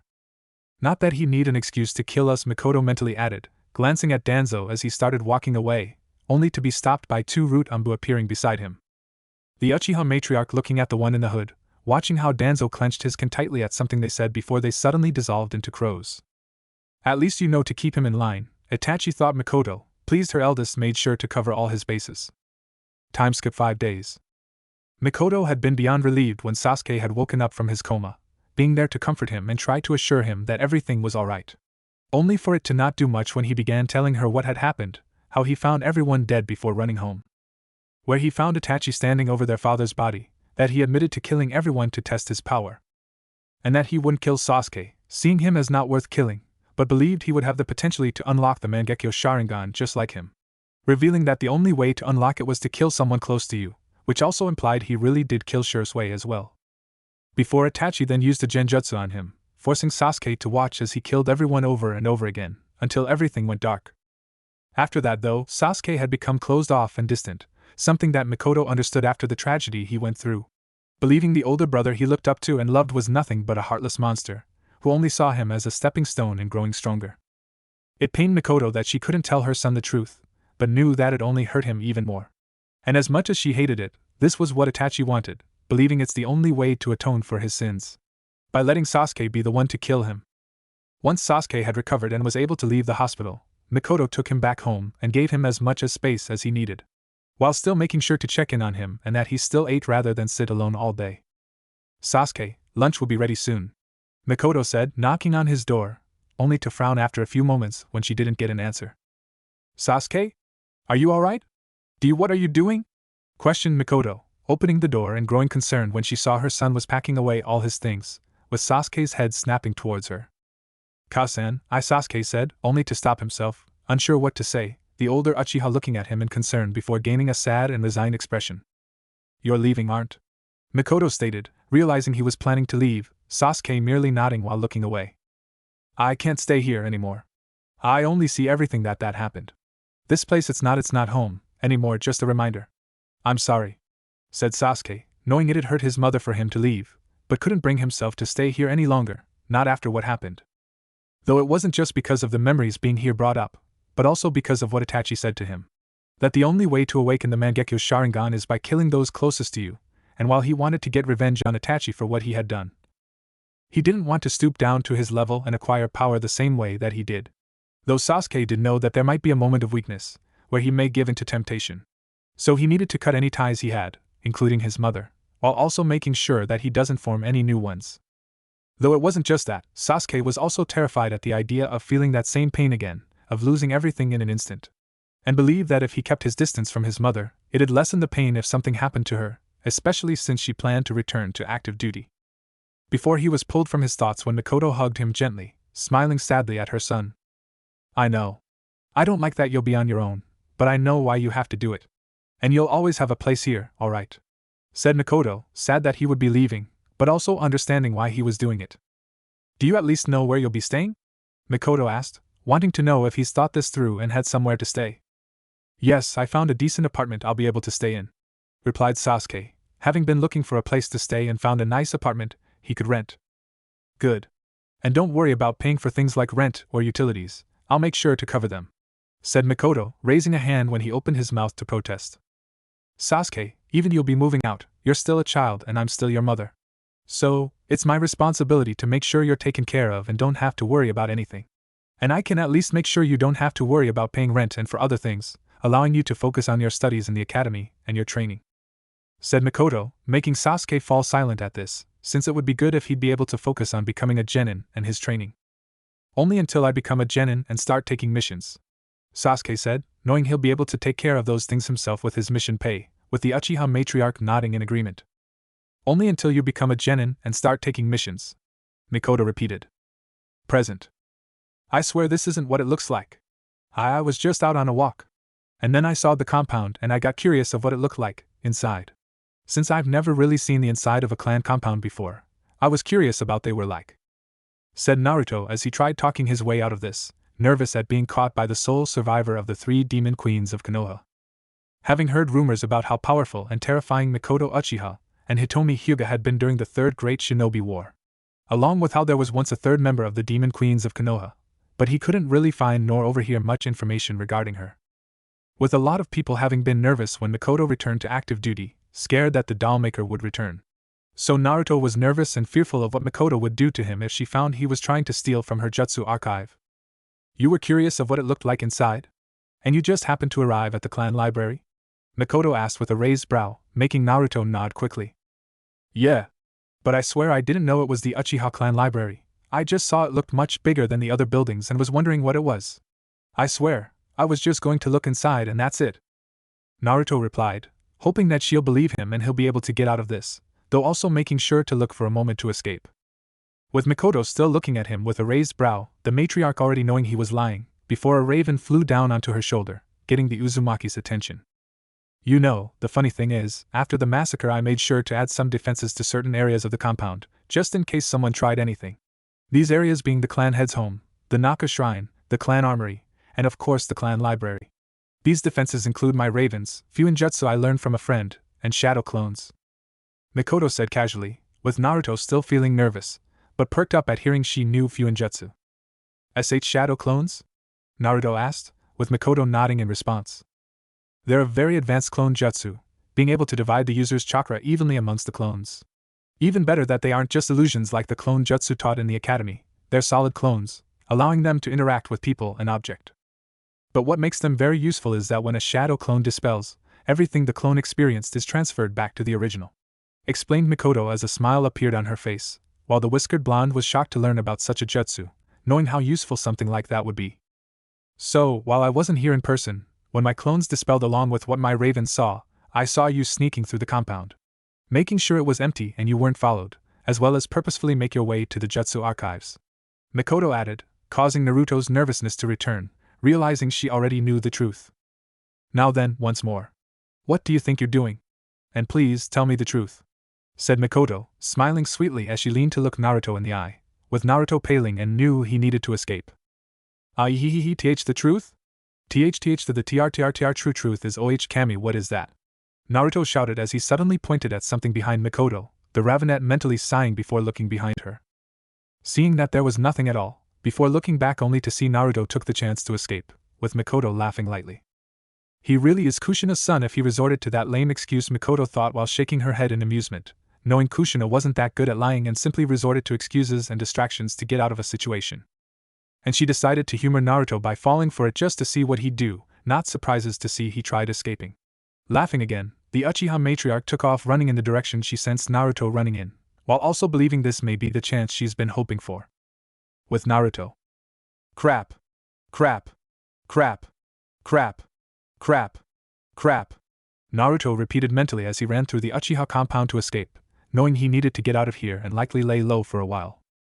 Given how he was caught breaking into a clan compound, the whiskered blonde knew he'd be in a lot of trouble if he was caught, as there's no telling what Mikoto would do to him. Not to mention if she decided to take him to the Hokage, something that could lead him to being arrested and expelled from the academy, leaving him unable to become a ninja. Before Naruto was pulled from his thoughts when he sensed someone about to grab him, leading him to instantly use a substitution jutsu. The Uzumaki, being relieved at seeing Mikoto instead grab the log, he substituted himself, before he instantly took off running again. With Naruto then going through hand science. Clone jutsu. Naruto said while creating as many clones as he could, before then pulling out some smoke bombs and throwing them at the ground, creating a large cloud of smoke. With Mikoto raising a brow as she watched Naruto and all his clones jump out of the smoke, running in opposite directions, before looking at the log he switched places with. He's certainly got good instincts, being able to use the substitution jutsu before I could actually touch him, and creating all those clones while using the smoke to mask which direction he went. It's all pretty good, Mikoto thought before dropping the log and shined right in front of Naruto, smiling down at him, having been able to hear which direction he went, given the clones don't make any sounds. I'll admit you have some good tricks, but I'm not going to be fooled by clones like this, Mikoto stated before grabbing Naruto, only for the matriarch to actually be surprised when her hand phased right through him, revealing it was just a clone. That doesn't make sense. I know I heard him run off in this direction. Could he have switched places with the clone? Thought Mikoto, not expecting Naruto to be able to use a substitution that fast, before frowning as she spread out her senses. Only to be confused and further impressed, when she couldn't sense where Naruto was or which way he could have gone. I guess we're doing this the old-fashioned way, then Mikoto thought before jumping away, knowing the shadow clones she still had hidden around the compound and her ravens would alert her if Naruto was heading for the exit.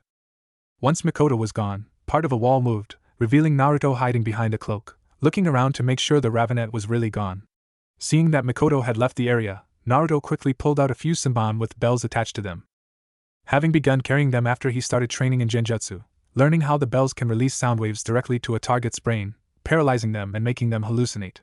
Though right now, he figured they'd make a good distraction and confuse Mikoto in regards to where he is. Before the Uzumaki stabbed one of the senbon into the wall and started running again. Running through the compound while doing his best to remain out of sight, not sure if Mikoto still had any shadow clones around or any ravens looking for him. With Naruto also throwing senbon everywhere, leading to him immediately running in the opposite direction when the bells started ringing. Once he ran out of senbon, Naruto created more clones that all split up in different directions, with Naruto then using the transformation jutsu to turn himself into a black cat. Okay, I just gotta make it to the exit and keep running, then hope she doesn't keep chasing me, Naruto thought as he started running through the compound, thankful the smaller size helped him move faster and get into smaller areas. Though he still kept looking around for Mikoto, in case she was able to see through his tricks or sense him using chakra. Only to suddenly feel himself be grabbed before he could react, with Naruto paling at seeing that Mikoto had grabbed him. And just what are you doing here, little guy?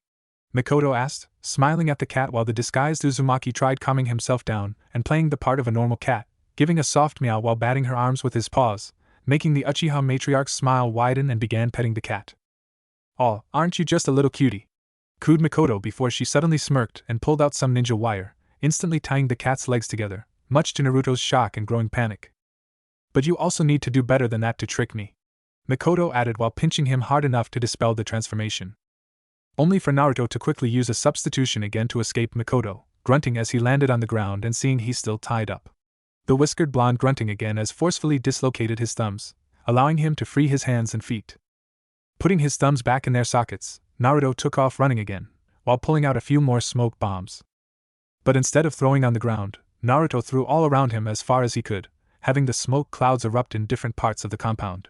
Before Mikoto suddenly appeared in front of him with an amused look on her face, with a quick glance around showing several shadow clones behind him and on the roofs above him. "Finally going to stop running?" Mikoto asked, believing the chase was over with Naruto being surrounded, only to be surprised again when Naruto suddenly turned into a fox that dived between her legs, slipping through her fingers when she tried grabbing him. He's able to transform that fast and without making a hand sign, thought Mikoto in surprise that her godson had already mastered the transformation jutsu to that extent. Her surprise growing when Naruto then transformed from a fox into a bird that flew up into the air. With Mikoto shaking her head and making a hand sign while drawing some blood, summoning all her ravens around the compound, and directed them to surround Naruto. Watching as the ravens all flew around Naruto, making sure to disorient him until he started falling out of the sky. Rushing over to grab him before he hit the ground, the ravenet held out her hands for Naruto to fall into. "Now, are you?" said Mikoto, only to once again be surprised when the bird phased right through her hands, not believing it was a clone, let alone the fact that the whiskered blonde was able to concentrate enough to make one as a bird. Which means, Mikoto thought, looking back at the dispersing flock of ravens, shaking her head in disbelief at the trick he managed to pull, switching himself with a clone while transforming into a raven. Though rather than feel annoyed at the repeated tricks, the ravenet couldn't help but feel proud of her godson's abilities to evade being caught by her, even if she isn't really trying. "But I should probably end this now," just in case this starts getting some unwanted attention, Mikoto thought before vanishing in a burst of speed to finally catch Naruto for real. With Naruto. Meanwhile, Naruto, in the form of a raven, was relieved as he started making his way out of the Uchiha compound, but also knew he couldn't be too careful. With how determined Mikoto seemed to be to catch him, the Uzumaki began thinking of a plan to get her to give up. Maybe I could try hiding nearby for a while. She wouldn't expect me to try hiding in or near the compound and think I'm still running away. I just need to find a good place to hide until then there. Naruto thought when he spotted a pond with a dock on it, knowing that'll be a good place to hide in.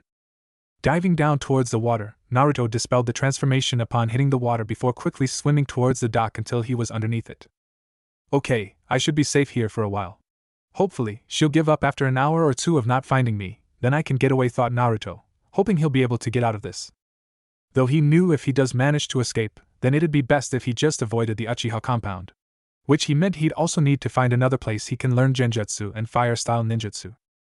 But before he could contemplate any further, the whiskered blonde let out a short scream when he was suddenly grabbed and pulled out from under the dock and into the air. With Naruto then feeling something be placed on his neck, making him pale when he couldn't use his chakra anymore. Don't bother trying to escape again, I just placed a suppression seal on you. Making it so you can't use any jutsu. Now then, are you finally ready to give up? Mikoto asked with a smirk while Naruto hung his head in defeat, knowing it was over. Later. Naruto fidgeted in his seat while looking at Mikoto across from him, sipping her tea. The matriarch having taken him back to her home, with the Uzumaki feeling some relief that she didn't take him to the Hokage, where she'd let him get dried off, along with removing the suppression seal. Which Naruto was thankful for, but also knew it'd be pointless to try and escape again. Seeing now that, if Mikoto really wanted to, she could have instantly caught him the very moment he first ran off. With Mikoto having then taken him to the kitchen where she made some tea for them, before they both sat down across from each other. Along with her having sent out some shadow clones to finish the shopping that she was planning to get done, before she'd returned after being alerted of him entering the compound. Alright, would you please tell me why you snuck into the compound and tried breaking into the Uchiha clan's jutsu library? Mikoto asked, looking at Naruto curiously. I really did just want to look inside is all, replied Naruto, telling a partial truth since he did want to look inside, then take some genjutsu and fire-style ninjutsu that he could train in. I'm sure if you wanted to look inside a jutsu library then the academy would have some you'd be able to look at, stated Mikoto, guessing he was hoping to try learning some new ninjutsu, ones that were unavailable at the academy. They don't have any elemental ninjutsu or stronger genjutsu, Naruto said, only to close his mouth when Mikoto smiled at him. Ah, so you were hoping to get elemental ninjutsu and genjutsu. I'm guessing since I'm the only one here, you figured it'd be easier to take some scrolls without anyone noticing, or at least copy them to avoid having to actually take them. And since the Uchiha clan are known for our skill in genjutsu, and using fire-style ninjutsu, those were the two things you were hoping to find. Am I getting close? Mikoto said, seeing what he was hoping to get from the jutsu library. Yes, that's what I wanted, muttered Naruto, knowing it'd be hopeless to try lying, but hoped to not reveal just why he wanted those specifically. Will you tell me why exactly you wanted to learn genjutsu and fire-style ninjutsu? Questioned Mikoto, wondering why Naruto wanted to learn those two things specifically. I just thought it'd be cool to use fire and make illusions, replied Naruto, with the Ravenet looking at him with a raised brow. And? Mikoto said, motioning him to continue, knowing there's more he wasn't telling her. I wanted to learn them since they'd go well with my fighting style, Naruto said reluctantly, not wanting anyone to know about him creating a Kitsune-based fighting style or his Fox Fang style, refusing to let someone try stealing his idea or taking credit for it. A fighting style that'd work well with fire-style ninjutsu and genjutsu, Mikoto said, growing even more curious on what kind of fighting style Naruto was learning. It's nothing. I just read about it in a book and thought it'd be cool to try learning, Naruto said quickly, giving another partial truth as he did get the idea after reading about Kitsune and the Kyuubi. Though he fidgeted the longer the Uchiha matriarch looked at him, before she gained a look of a realization. You're trying to create your own fighting style, aren't you? Stated Mikoto as a smile appeared on her face, impressed that Naruto was trying to create his own unique fighting style. No, I'm not, Naruto retorted, only for Mikoto to smile reassuringly at him. It's fine, I promise I won't tell anyone. I'm just curious since it's not exactly something you'd expect from an academy student, creating their own fighting style from scratch. Could you tell me about it? Mikoto asked, wanting to learn what Naruto intended to use in combat and where he got the idea. I just wanted to make my own style after learning about some things. About Kitsune and the Kyuubi, Naruto said, causing Mikoto's eyes to widen. Kitsune and the Kyuubi?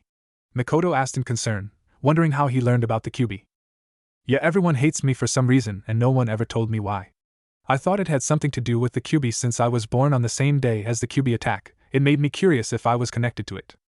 So I read about the Kyuubi to learn more about it. I also learned there used to be an Uzumaki clan and that the Shodai Hokage was married to Mito Uzumaki. As well as the Gold and Silver brothers with how they were able to use the Kyuubi's chakra from eating its flesh, along with how similar I looked to them with my whisker marks. Then I started reading about Kitsune since the Kyuubi has the form of a Kitsune, and I learned about everything Kitsune can do. And I decided that if people were going to hate me for some connection I might have with the Kyuubi, then I'd be a reminder of it and fight like a Kitsune. That's why I want to learn Genjutsu and fire-style ninjutsu, because Kitsune are supposed to be really good at illusions and they can use fox fire. Naruto explained, knowing he couldn't hide it anymore since she'd likely try to learn about it some other way or even try following him when he trains. While the Uchiha matriarch looked at Naruto in surprise and amazement, before smiling proudly at him.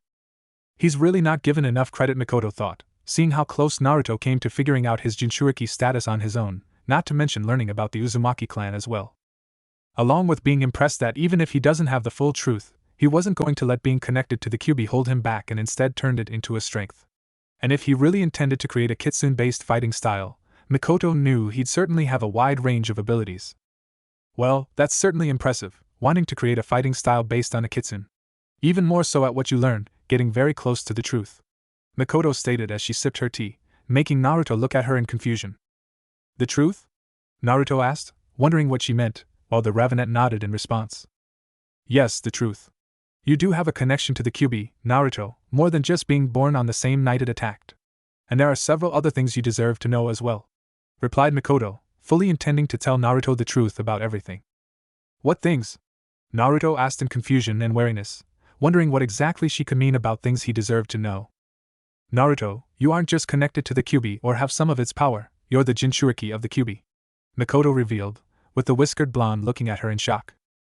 I'm the Kyuubi's Jinchuriki, Naruto said, not expecting to learn he had the Kyuubi sealed inside of him just like Mito did. Yes. The night you were born, the seal of the previous Jinchuriki of the Kyuubi had failed somehow, leading to the fox escaping, before it appeared within the village. And it would have succeeded in destroying Konoha if it wasn't for the Yondaime getting in its way.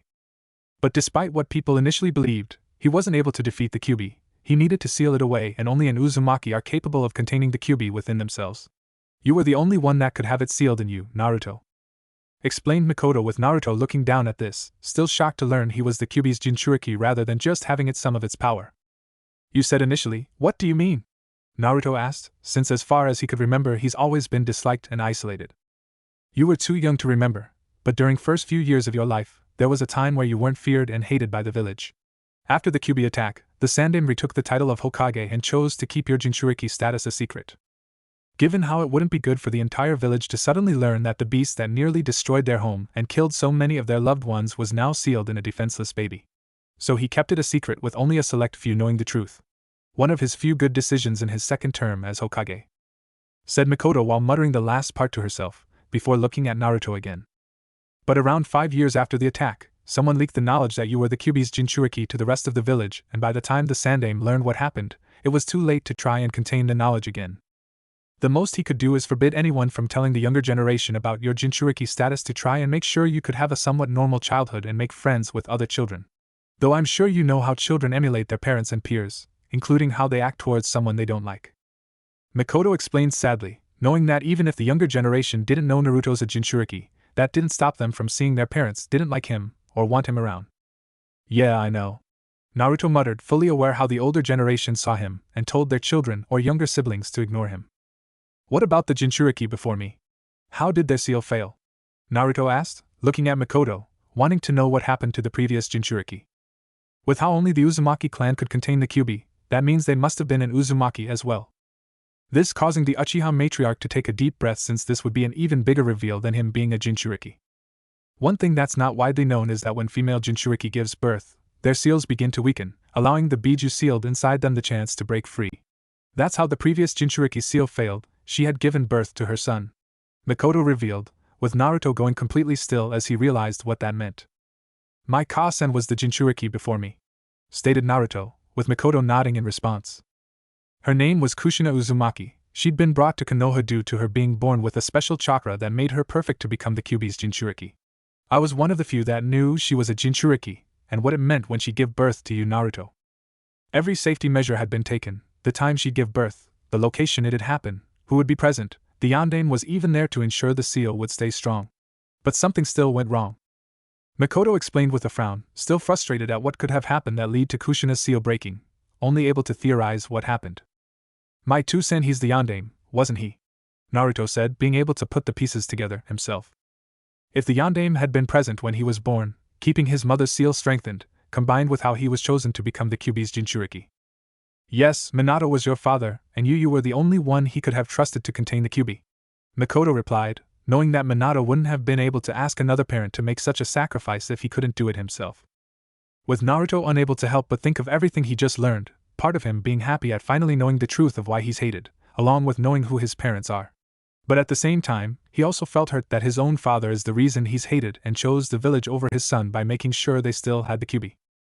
Along with feeling betrayed by the Hokage, as he'd have to know who his parents are, and knew why he was hated, but never told him. Before he looked up at Mikoto, now wondering how exactly she even knew all this. Who his parents were, his mother being the Jinchuriki before him, and how she seemed to personally know his parents. Did you know my parents? Were you friends? Naruto asked, making Mikoto smile and nod in response. I did, and we were. I was actually one of your father's teammates back when we were genin. And Kushina, she was one of my best friends along with Hitomi Hyuga, replied Mikoto, making Naruto look at her in surprise. My Ka-san was friends with both of you. Wait, was she the third demon queen? Said Naruto in surprise that his mother was the third demon queen. Yeah, she was. But not everyone talked about her as much as Hitomi and I, since while we were both from ninja clans in Konoha, Kushina was seen as an outsider. While she was a powerful ninja and proved dozens of times over that she was loyal to Konoha, a lot of people still only saw her as an outsider. And with her death, her reputation just started fading. Mikoto said, saddened and angry at how people choose to forget or ignore Kushina just because she didn't come from Konoha. A feeling the Uzumaki shared, not believing his mother was ignored just because she wasn't born in Konoha, but still feeling happy to know how similar he was to her. There is still one last thing you need to know, Naruto, said Mikoto, with Naruto looking at her. What else is there? Naruto asked, wondering else there could be that he needed to know. I'm your godmother, Mikoto revealed, causing Naruto's eyes to widen in shock. You're my godmother? Said Naruto in shock and disbelief.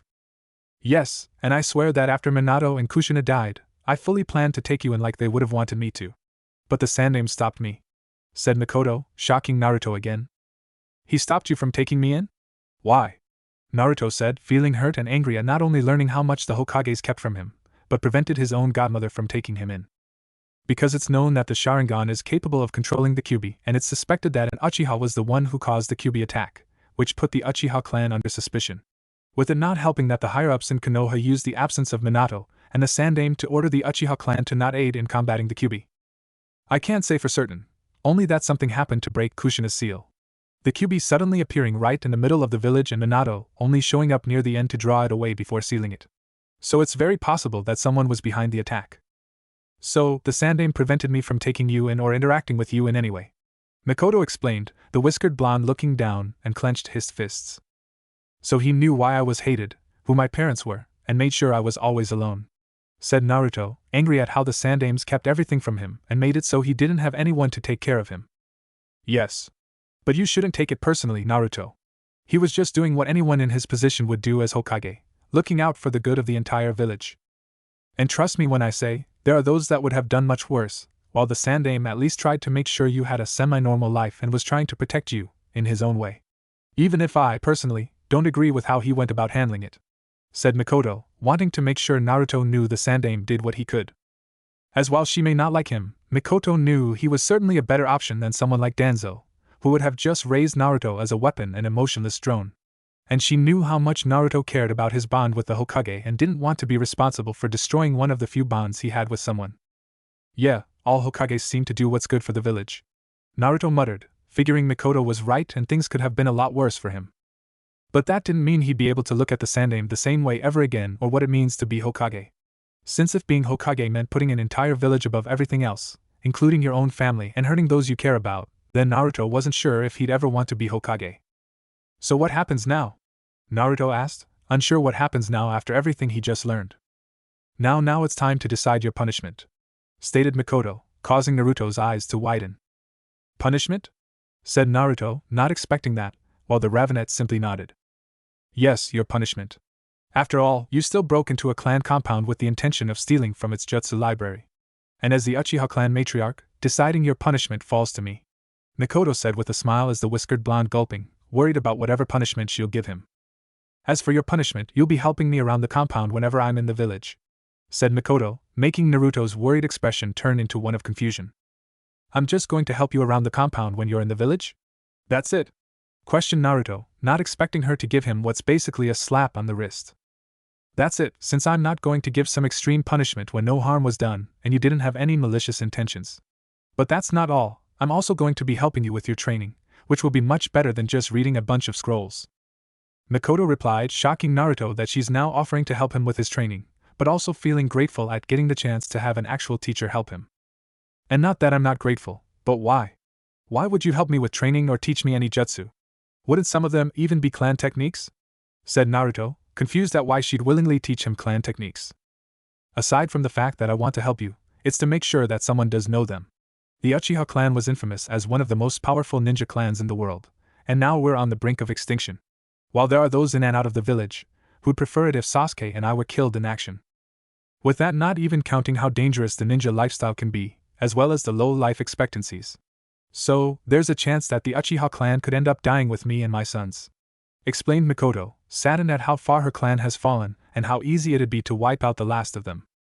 Especially since Sasuke has no intentions of continuing the bloodline until after he's killed Itachi, while the higher-ups have tried arranging suitors for her to marry to continue the Uchiha clan. The most popular of which being Kakashi Hatake, given his own Sharingan and abilities. Along with his loyalty to the village, making them believe he'd be the perfect candidate.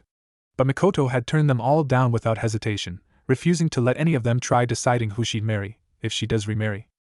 I already had to deal with one arranged marriage, like hell I'm going to be forced into another one, Mikoto thought, refusing to be stuck in an arranged marriage ever again. If she does remarry, then it'll be someone she chooses out of love. While Naruto frowned and thought over what she just said, soon realizing what she means and why she's willing to teach him. So if something ever did happen to you and Sasuke, the Uchiha clan legacy won't die with you as well, Naruto stated, making Mikoto smile and nod in response. That's right, and I'd at ease knowing should the worst happen, then you'll be able to keep that legacy alive and pass it on to those you trust. And I wouldn't be able to trust anyone more than my godson and best friend's son. Mikoto replied, knowing she could trust Naruto the most to carry on her clan's legacy, making the whiskered blonde beam at her having such faith in him. Okay, then I'll try to do my best and thank you for the offer, Mikoto-sensei, said Naruto, thankful for the offer, knowing how much it'll help his training to have an actual teacher, while the Ravenet's smile grew at the title. I'm glad I can help, Naruto, and we can get started right now if you want. But first, I'd like the chance for us to spar against each other.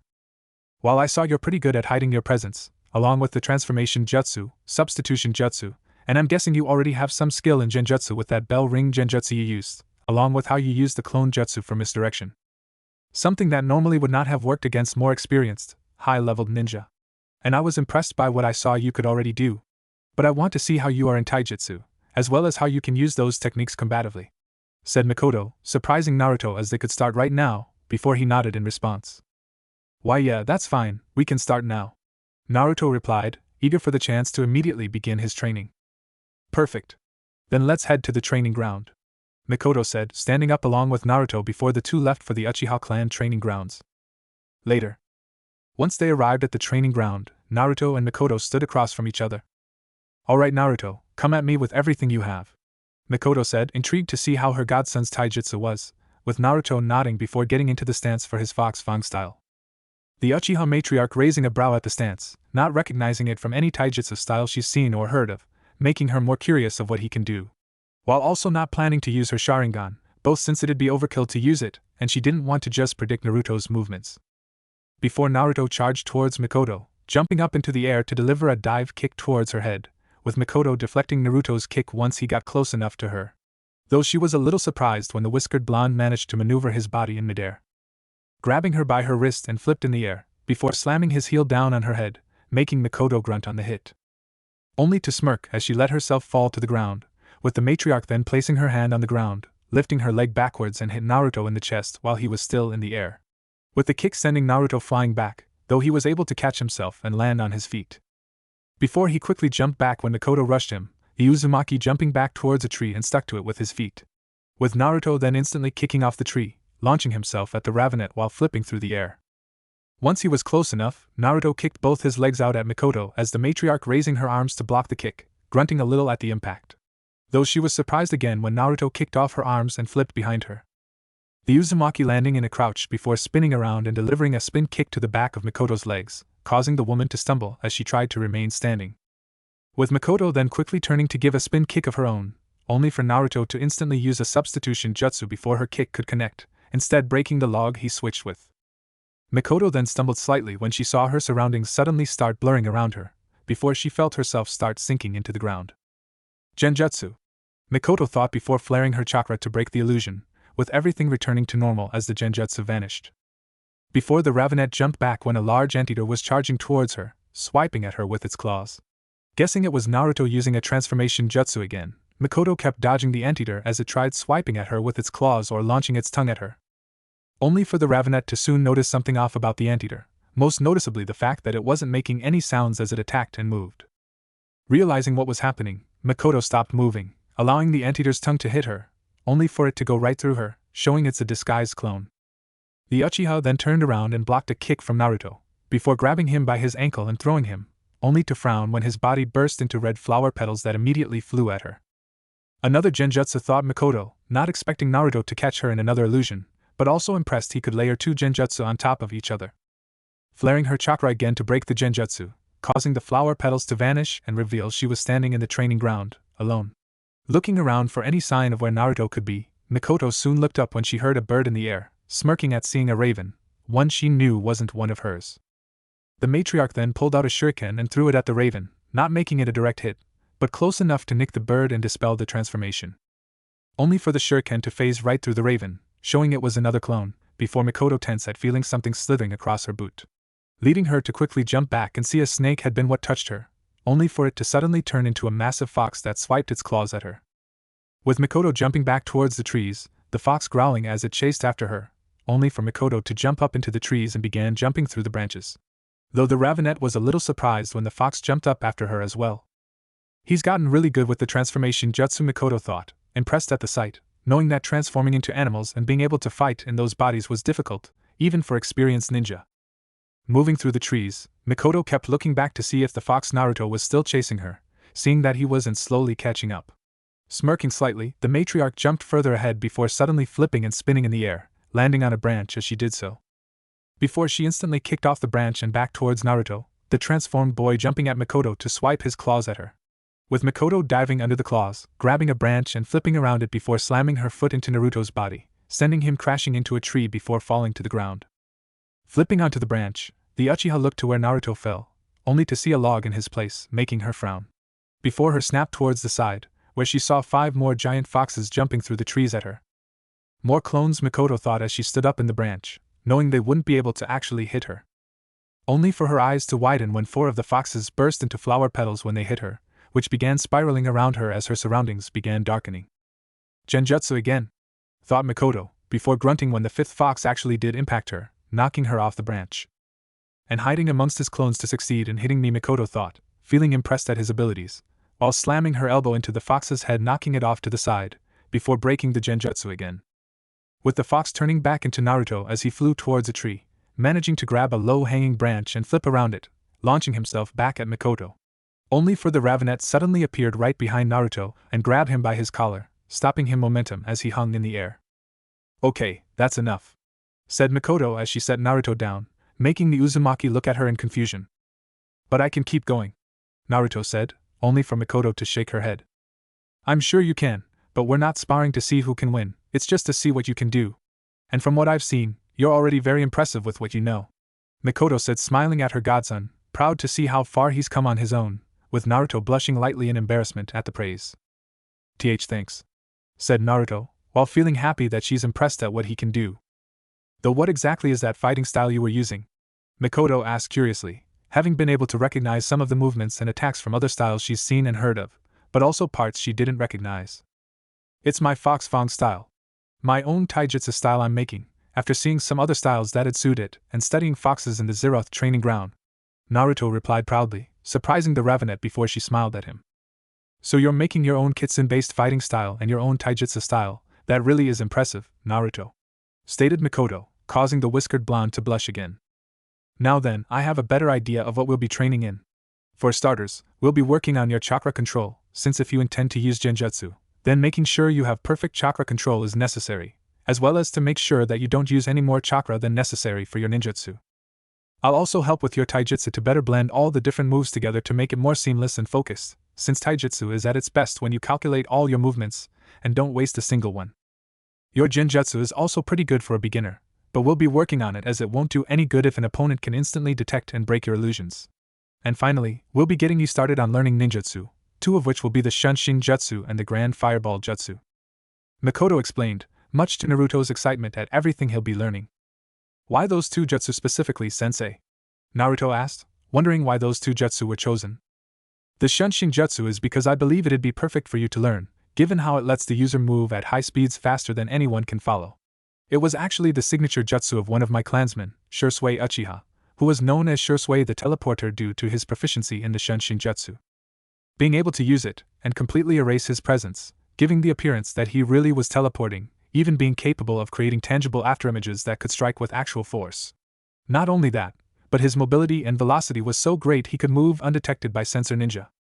While the Grand Fireball Jutsu is a signature ninjutsu of the Uchiha clan and seen as a coming-of-age technique for members, making it the perfect first fire-style technique for you to learn," replied Mikoto, amazing the whiskered blonde along with making him feel a great sense of gratitude. "Thank you, Mikoto-sensei. I promise to do my best to master everything you'll teach me," Naruto said with a small bow, which Mikoto waved off with a smile. "I know you will, Naruto, and if you're still ready then we can begin now," Mikoto said, with Naruto nodding in response before they got started on his training. Later, Naruto and Mikoto had continued training for the rest of the day, while making sure to take a few breaks so the Uzumaki didn't overwork himself.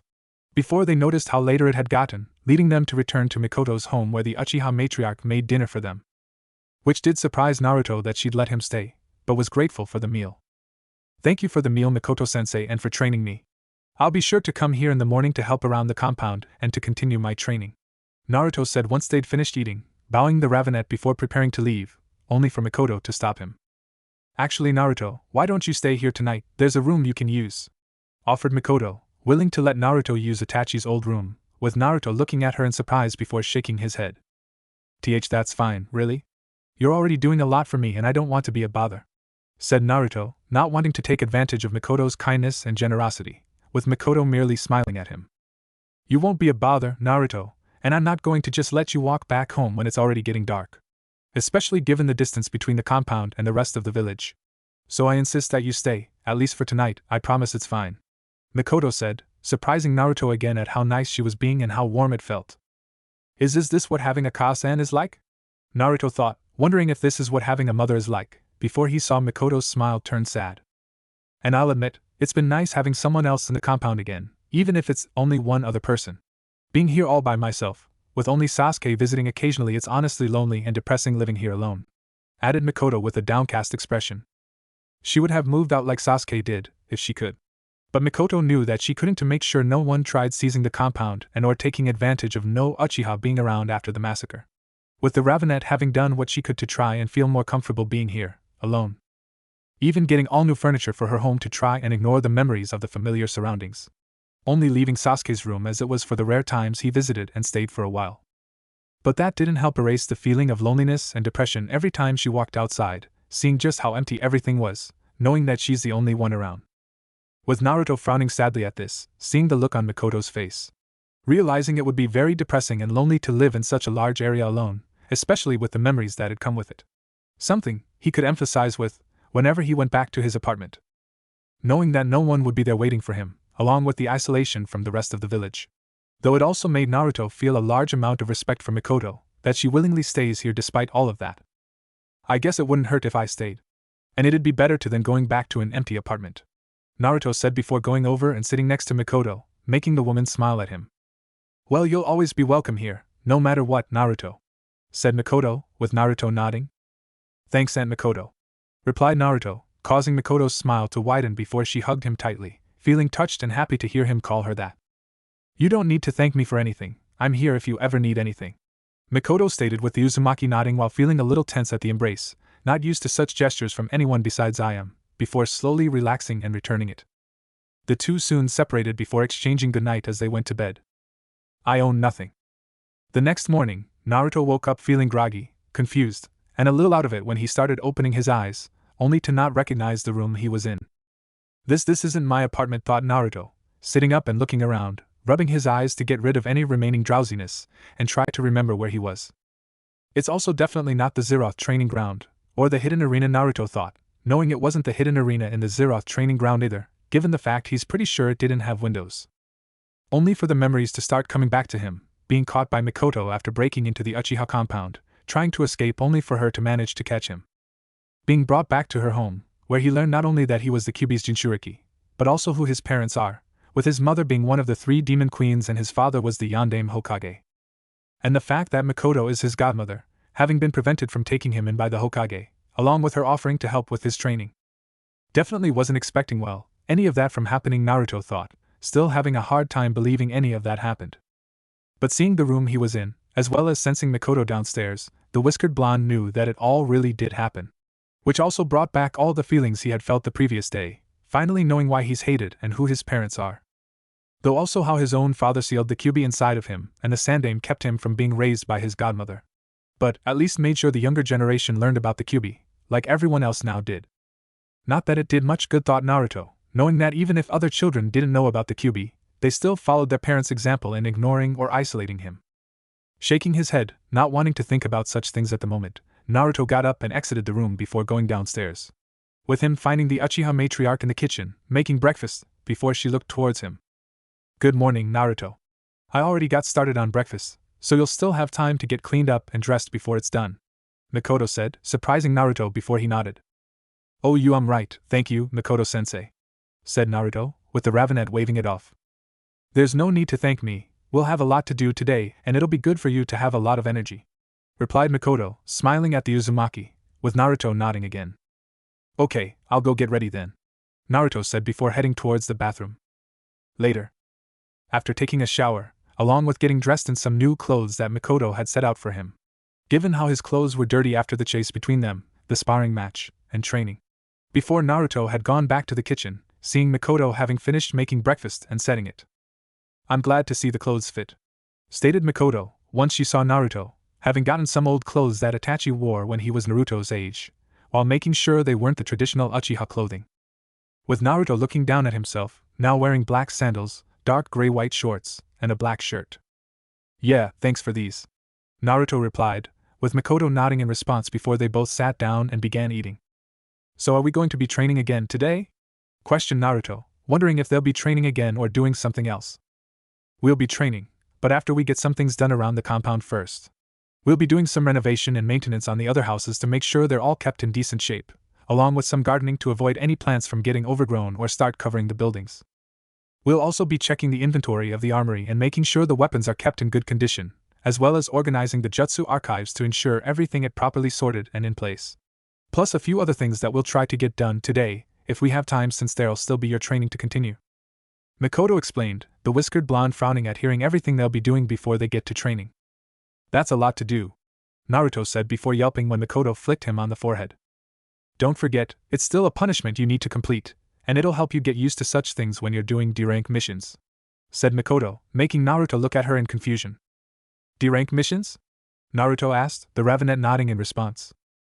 Yes, they're the lowest ranked mission and given to newly graduated genin, consisting of things like farming, babysitting, finding lost pets, gardening and other things that aren't really dangerous. They're used to help teach discipline, patience, teamwork, and helping to get genin used to following orders. Whether they like them or not, as there will be times on missions where you have to do things that you don't like or want to do.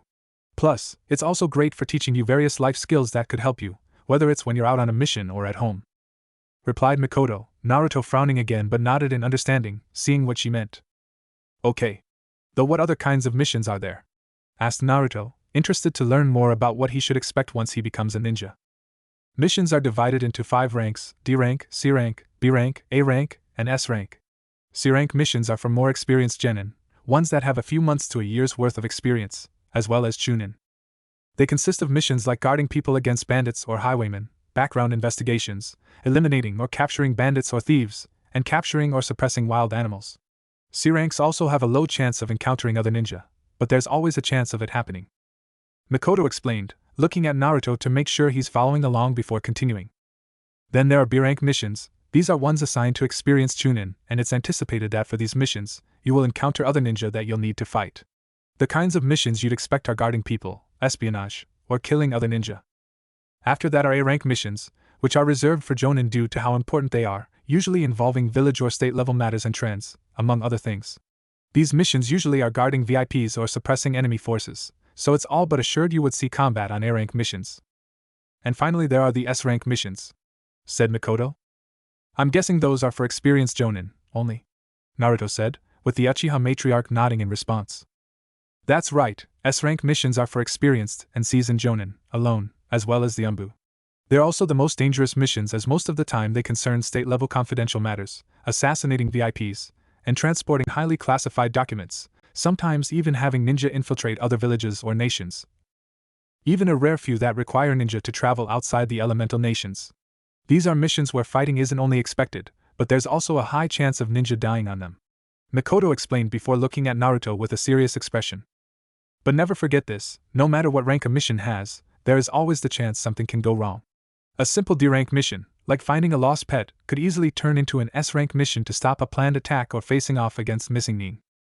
So, regardless of the mission you're on, the most important thing is to be prepared for anything and expect everything to go wrong, said Mikoto, making the Uzumaki gulp, feeling nervous at the idea of how easily a simple mission could turn deadly. Before looking at Mikoto when she smiled and put a hand on his shoulder. I'm not saying this to scare you or anything, Naruto.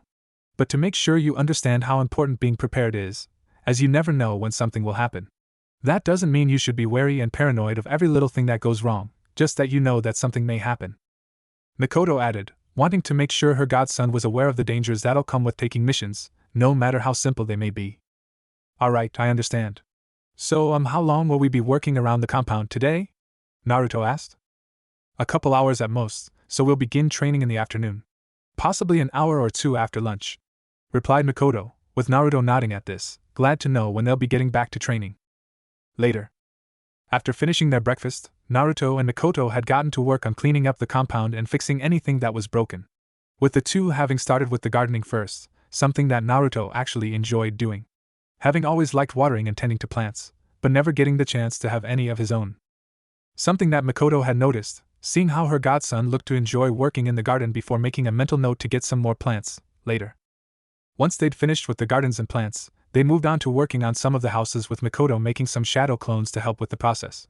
Something that Naruto was thankful for, given how some of the houses needed more work than others. Though the Uzumaki had been happy when Mikoto helped pass the time by telling him more about his parents, what they were like when off-duty, as well as what they were like in the academy. With Naruto having enjoyed hearing about some of the pranks his mother had performed. While his father was known to get lost in his own thoughts whenever he started working on a new jutsu or studying new seals, as well as how he tended to create long and complicated names for his techniques. The whiskered blonde enjoying the chance to learn more about who his parents were than just how they're remembered, at least how his father is remembered. It wasn't long before the afternoon came, with them returning to Mikoto's home for lunch before the Ravenette sent Naruto to the training field while she grabbed some things. With Naruto arriving at the training ground and doing some light exercises as he was waiting for Mikoto's arrival. The Uchiha matriarch arriving after a few moments. Alright, I have some things that should help with your training, Naruto. Mikoto said with a smile while Naruto looked at her in confusion, seeing she was wearing different clothes, rather than her usual ones. With Mikoto now wearing a high-collared purple-gray mantle with the Uchiha symbol on the back, that was split down the middle with a zipper that started at her waist and went up to her collarbone, leaving the rest unzipped, and a white belt around her waist. With Naruto only being able to see that she was also wearing black ninja sandals and what looked like fingerless black gloves. Why did you change your clothes? Naruto asked, not sure why she felt the need to wear something different. This is, actually, my mission attire. I figured it'd be better to wear this for training since it's also more durable than what I usually wear. Now here, put these on, replied Mikoto before tossing a storage scroll at Naruto, with him catching it and looked at it curiously. Opening the scroll, Naruto saw it release a cloud of smoke to reveal 4 gold-colored rings that looked big enough to fit around his wrists and ankles. What are these? Naruto asked, grabbing one of the rings. They're special training weights that Kushina created. They have seals on them that let the wearer set them to a certain amount of weight with them being activated by channeling chakra into them. You can also increase the amount they weigh once you get used to the previous weight. I've already set each of them to 5 pounds each, which seems like a good start for you. Mikoto explained, much to Naruto's amazement before he put the rings on. Once they were all on, Naruto channeled chakra into them, grunting and stumbling a little at the sudden weight on his arms and legs. The whiskered blonde taking a few moments to get used to them before looking at Mikoto, who nodded in approval at seeing he was getting used to the added weight. Now I expect you to wear these whenever we're training or working around the compound, since it'll help you build up your strength, speed, and agility. And once you get used to the weight, add an additional 5 pounds to them, but make sure you don't increase the weight too quickly, otherwise they'll do more harm than good. Though you don't have to wear them all the time, you can take them off when you're eating, bathing, and sleeping, as well as taking them off once you're a genin and start doing missions, since you'll want to be at your best when out of the village. Understand? Said Mikoto, with Naruto nodding in response. Yes, Mikoto-sensei. Naruto replied, making the Ravenet smile. Great. Now for today, we'll be working on refining your taijutsu and genjutsu, to which I'll also randomly cast some on you to work on your ability to spot them, while increasing their complexity each time you succeed in breaking them, as well as your chakra control. We'll also begin on having you learn the Shunshin Jutsu and the Grand Fireball Jutsu, plus, looking into other ways you can use the techniques you already know. And finally we'll be sparring again, as well as sparring after every day of training to see how much you've improved and which areas will need more focus for the next day of training. Mikoto said, with Naruto smiling in excitement and eagerness at hearing what they'll be doing. I'm ready to get started, sensei, said Naruto, making Mikoto smile at his enthusiasm. Then let's begin, stated Mikoto, only for the Uzumaki to be confused when she removed her belt and unzipped her mantle. What are you? Naruto asked, only to freeze and blush in embarrassment when Mikoto removed her mantle, revealing her attire underneath. The Uchiha matriarch was wearing thigh-length black stockings, black arm sleeves that covered her hands, leaving only her fingers exposed, and went up past her elbows, as well as a black, skin-tight, sleeveless leotard with a zipper up the front with her upper back being left exposed. Naruto blushed brightly at Mikoto's attire, given how tight it all was and left little to the imagination. What is that? Naruto said in shock and embarrassment, wondering why she's wearing that and why she took her mantle off. I told you, it's my mission attire and think of it as another part of your training, said Mikoto, smiling in amusement at his expression. TR training? Stuttered Naruto, the Ravenet nodding in response. Yes. One thing to expect from kunoichi, whether allies or enemies, is that what they're wearing can be just as deadly as any weapon, making it a good means of distracting our enemies by wearing something either revealing or tight-fitting, leading to them becoming distracted and dropping their guard, giving kunoichi an opening to take them out. Mikoto explained before motioning to herself. This is no different, and I'll also be wearing it during our training to help you work on building up a resistance to such tactics, said Mikoto, with Naruto nodding shakily while trying to force his blush down. Okay, sensei, said Naruto while trying to keep himself from looking Mikoto up and down, the Uchiha matriarch's amusement growing at seeing this. Don't worry, if it gets too much I'll put the cloak back unless you prefer it like this, Naruto, Mikoto said teasingly, causing Naruto to blush again, with the Ravenet giggling at the sight before the two soon got started on his training. Time skip one day. See you, Mikoto-sensei, and thank you again for everything, Naruto said, smiling and bowing towards the Ravenet, which Mikoto returned along with giving him a short hug. I'm happy I could help, Naruto, both with your training and telling you everything, replied Mikoto as they stood by the exit of the Uchiha compound. The two having spent the rest of yesterday training, with Naruto having managed to make some good progress in improving his taijutsu, being able to detect and dispel genjutsu, and working on his ninjutsu, with him having started getting the hang of the Shunshin Jutsu due to his previous training in improving his speed.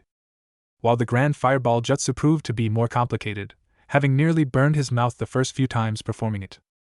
Though make sure you continue practicing everything I've taught you and working on everything else you already know.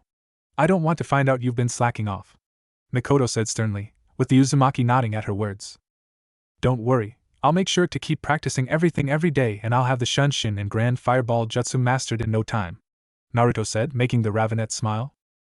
I'm sure you will, though make sure to also take breaks every now and then so you don't overwork yourself.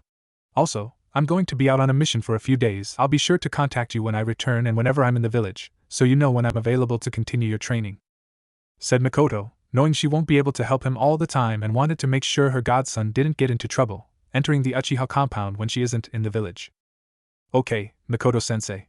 See you later then, Naruto replied before exiting the compound, waving to Mikoto, which she returned. Once he was out of sight, Naruto used the transformation jutsu and turned into a falcon, flying straight back to his apartment. Both, because it was quicker than walking and to avoid anyone seeing him walking away from the Uchiha compound.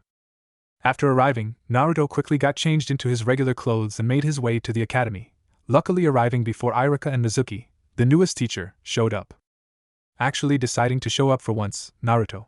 Here I thought you'd decide to skip again, said Shikamaru, looking up from the desk, with Naruto smirking at the Nara as he went over and sat with Shikamaru, Choji, Kiba and Akamaru. The latter two having joined their little group a few weeks ago, after an incident involving Hibachi and his friends. With it having involved a prank going wrong when Hibachi and his friends tried getting back at Naruto for humiliating him in their sparring match. Only for Kiba and Akamaru to change their minds once they started seeing how far the prank was going. Seeing that it wasn't just going to humiliate Naruto, but potentially seriously injure not just him, but Shikamaru and Choji as well, if not actually kill them. Leading to a scuffle when Kiba tried leaving to warn them, only for Hibachi and his friends to stop him, which inadvertently triggered the prank. In turn, getting the attention of Naruto, Shikamaru, and Choji with Shikamaru and Choji helping Kiba and Akamaru before they were hurt, while the whiskered blonde dealt with Hibachi and his crew. Something that still made Naruto laugh, when Hibachi believed they'd actually be able to beat him just because they had the numbers, even after how easily he beat Hibachi in their sparring match. Which also showed him how pathetic he was, if he needed his crew to gang up on him to win. Only for Naruto to still manage to kick all of their asses and, figuratively, buried their heads in the ground. With the Uzumaki having been even more brutal to them after learning what they planned to do. Though this did lead to some problems, as unlike with his spar against Hibachi, the fight happened out in the village streets where dozens of people saw what happened. With Hibachi having tried making him and his friends out as the victims, only for Shikamaru, Choji, and Kiba to intervene and defend Naruto. Leading to the incident being brought to the Hokage, given that 3 clan heirs were involved, resulting in Hibachi and his crew being expelled from the academy for endangering 4 students, 3 of which being from prominent clans. With it also leading to Kiba and Akamaru joining the group, given how quickly Hibachi and his friends turned on them, and with the trio coming to their defense. I figured I could use a break and Iruka's lectures are the perfect thing to put me to sleep, Naruto said, making Choji and Kiba laugh, while Shikamaru sighed though he did have a small smirk. Don't let Iruka-sensei hear that, he seems to really like giving you detentions, Choji said while eating his chips, Naruto simply shrugging. And he seems to really believe I'll actually stay for any of them, stated Naruto, having lost count of how many times Iruka's given him detention, and he didn't stay for a single one. Ah man! I wish I could ditch the academy, but Ka-san and Hana would kill me if they learned I wasn't showing up. But just imagine all the training we could get done, Akamaru, Kiba said, looking at his partner, with Akamaru barking in agreement. Who knows, maybe they'll only be mad if you get caught, Naruto suggested, causing the Inuzuka heir to prick up at the idea.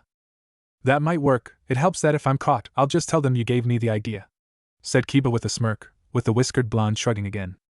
If they'll be able to find me, leaving just you to deal with them, said Naruto, smirking while Kiba's smirk vanished, knowing how Naruto was good at hiding and disappearing when he wanted to. Though Naruto looked around the classroom when he felt eyes on him, only to be confused when he saw several girls looking at him, only to quickly look away with red faces. Why do they keep doing that? Naruto thought, not understanding why most of the girls in the academy seemed to always stare at him. Having only noticed it after his spar against Hibachi, with it becoming more common after his fight against Hibachi and his crew. But whenever he tried asking any of them why they were staring, they'd just suddenly run away, giggling or squealing for some reason. Maybe I could ask Mikoto-sensei, thought Naruto, hoping that Mikoto would know why girls kept acting weird around him. Before everyone's attention turned to the door when Iruka and Mizuki entered the classroom, the former instantly narrowing his eyes at Naruto after spotting him. Naruto, how nice of you to join us for once. Are you actually going to make an effort to pay attention? Iruka said, with the Uzumaki looking at him boredly. I don't know, are you going to make an effort to give an interesting lesson? If not, give me a moment to find a good sleeping position, said Naruto, getting some snickers and quiet laughs from several students, while Iruka scowled but bit his tongue from retorting. Given how he'd gotten into trouble with the Hokage after constantly giving Naruto detentions, which he never showed up for anyway, for anything he could think of. Even removing him from class when he started getting tired of the Jinchuriki and his constant disrespect. Only for Naruto, and a few parents that didn't have a problem with him, to report the Chunin to the Hokage for his unfair treatment. Leading to the Sandaime giving Iruka a warning about treating Naruto unfairly or else he'd be removed from the academy and replaced with someone who treated all their students fairly. Shaking his head, Iruka merely grunted in response to Naruto's words before he began the day's lesson, while mentally counting down the days to when the Uzumaki wouldn't be his problem anymore. Later. It wasn't long before class ended for lunch, with Naruto, Shikamaru, Choji and Kiba going outside to eat, where Naruto told them about some of his new training. Though left out the part of him breaking into the Uchiha compound and meeting Mikoto, as well as everything she told him and her helping with his training. Instead, just telling them that he saw some Chunin training and is working on recreating jutsu he'd seen them use. Though Naruto had soon noticed Sasuke leaning against the railing, eating his own lunch, before deciding to approach the Uchiha heir. Given how after spending the last 2 days with Mikoto, Naruto thought he could try to befriend Sasuke. "Hey Sasuke," Naruto said after reaching the Uchiha, with Sasuke only giving him a glance before returning to his lunch and looking out across the village. Frowning at the silent dismissal, Naruto jumped on top of the railing and sat on, making the Uchiha look at him in annoyance before looking away again. "I'm talking to you, don't just ignore me," said Naruto, waving a hand in front of Sasuke's face, annoying the Ravenet even further. "What?" said Sasuke while smacking the whiskered blonde's hand away. "Oh, so you can talk. Here I was starting to think you only spoke in grunts and angry scowls," Naruto said with a smirk, causing Sasuke to scowl at him before turning to walk away. "If you're just here to annoy me, then I'll find somewhere I can eat in peace," Sasuke retorted, refusing to deal with his annoying classmate. "I was going to ask if you wanted to join us," said Naruto, the Uchiha heir pausing slightly at this before looking back at him with a frown. "What?" Sasuke asked, not believing what he just heard. "I said I was gonna ask if you wanted to join us. You're always sitting by yourself in class and during lunch, then you leave by yourself and don't do anything. I thought you'd want to hang out with me, Shikamaru, Choji, and Kiba sometime. Or at the very least sit with us during class and eat lunch with us, it'd be better than being by yourself all the time," Naruto replied, with Sasuke's frown deepening at this while glancing at where the Nara, Akimichi, and Inuzuka heirs were all sitting, before turning back to the Uzumaki. "Thanks, but I'm not interested," said Sasuke before leaving without another word, Naruto frowning at this before sighing and shaking his head. "Can't say I never tried," Naruto thought before jumping off the railing and went to rejoin the others, doubting that Sasuke would change his mind anytime soon about hanging out with them, but will still try to reach out to him when he has the chance. The Uzumaki's mind then turned towards his training, intending to head to the Zeroth training ground after the academy got out. Wanting to master the jutsu and chakra control exercises that Mikoto had taught him as soon as possible. "And once I have them mastered, I'll be moving to Training Ground 44, thought Naruto, believing that the Zeroth training ground has already helped him with training as much as it could. Now he was hoping to really test himself, and the best way to do that would be to start training in the Forest of Death. Naruto moved in short bursts of speed with the Shunshin around the Zeroth training ground, having been doing this since he arriving there. Wanting to get better at controlling the distance he travels and the destination he ends up at when using the Shunshin. Given what Mikoto told him about Shunsui, Naruto hoped he'd be able to master the Shunshin to the point where it looks like he teleports as well. With the Uzumaki doing this for a few hours before heading to a lake in the training ground to practice the Grand Fireball Jutsu. Not wanting to risk practicing near anything burnable and end up setting a fire that'd end up burning down part, if not all, of the training ground. Arriving at the lake after a few moments, and went down to the edge of the lake. Before releasing a breath, Naruto began going through hand signs and inhaled deeply. "Fire style, Grand Fireball Jutsu," Naruto said as he released a stream of fire that soon turned into a decent-sized fireball, with Naruto maintaining it for a few moments until it started sputtering out. Rather than try forcing the fireball to maintain itself, Naruto quickly cut off the flow of chakra, letting the flames die out. Coughing a little as he felt his mouth and throat heating up, the whiskered blonde unsealed a water bottle, having made sure to stock up on water before coming here, and took a big gulp. Gasping in relief at the water, Naruto looked out over the lake while imagining the sight of the fireball, and how big it was. "I think it was a little bigger than before, so that's good. And at least now I don't have to worry about burning my mouth unless I try forcing more fire out," thought Naruto, pleased at seeing the fireball was getting bigger and lasted longer each time he used it. With the first few times he tried it, Naruto had ended up almost burning his mouth or only succeeded in releasing a few streams of flames before coughing up smoke.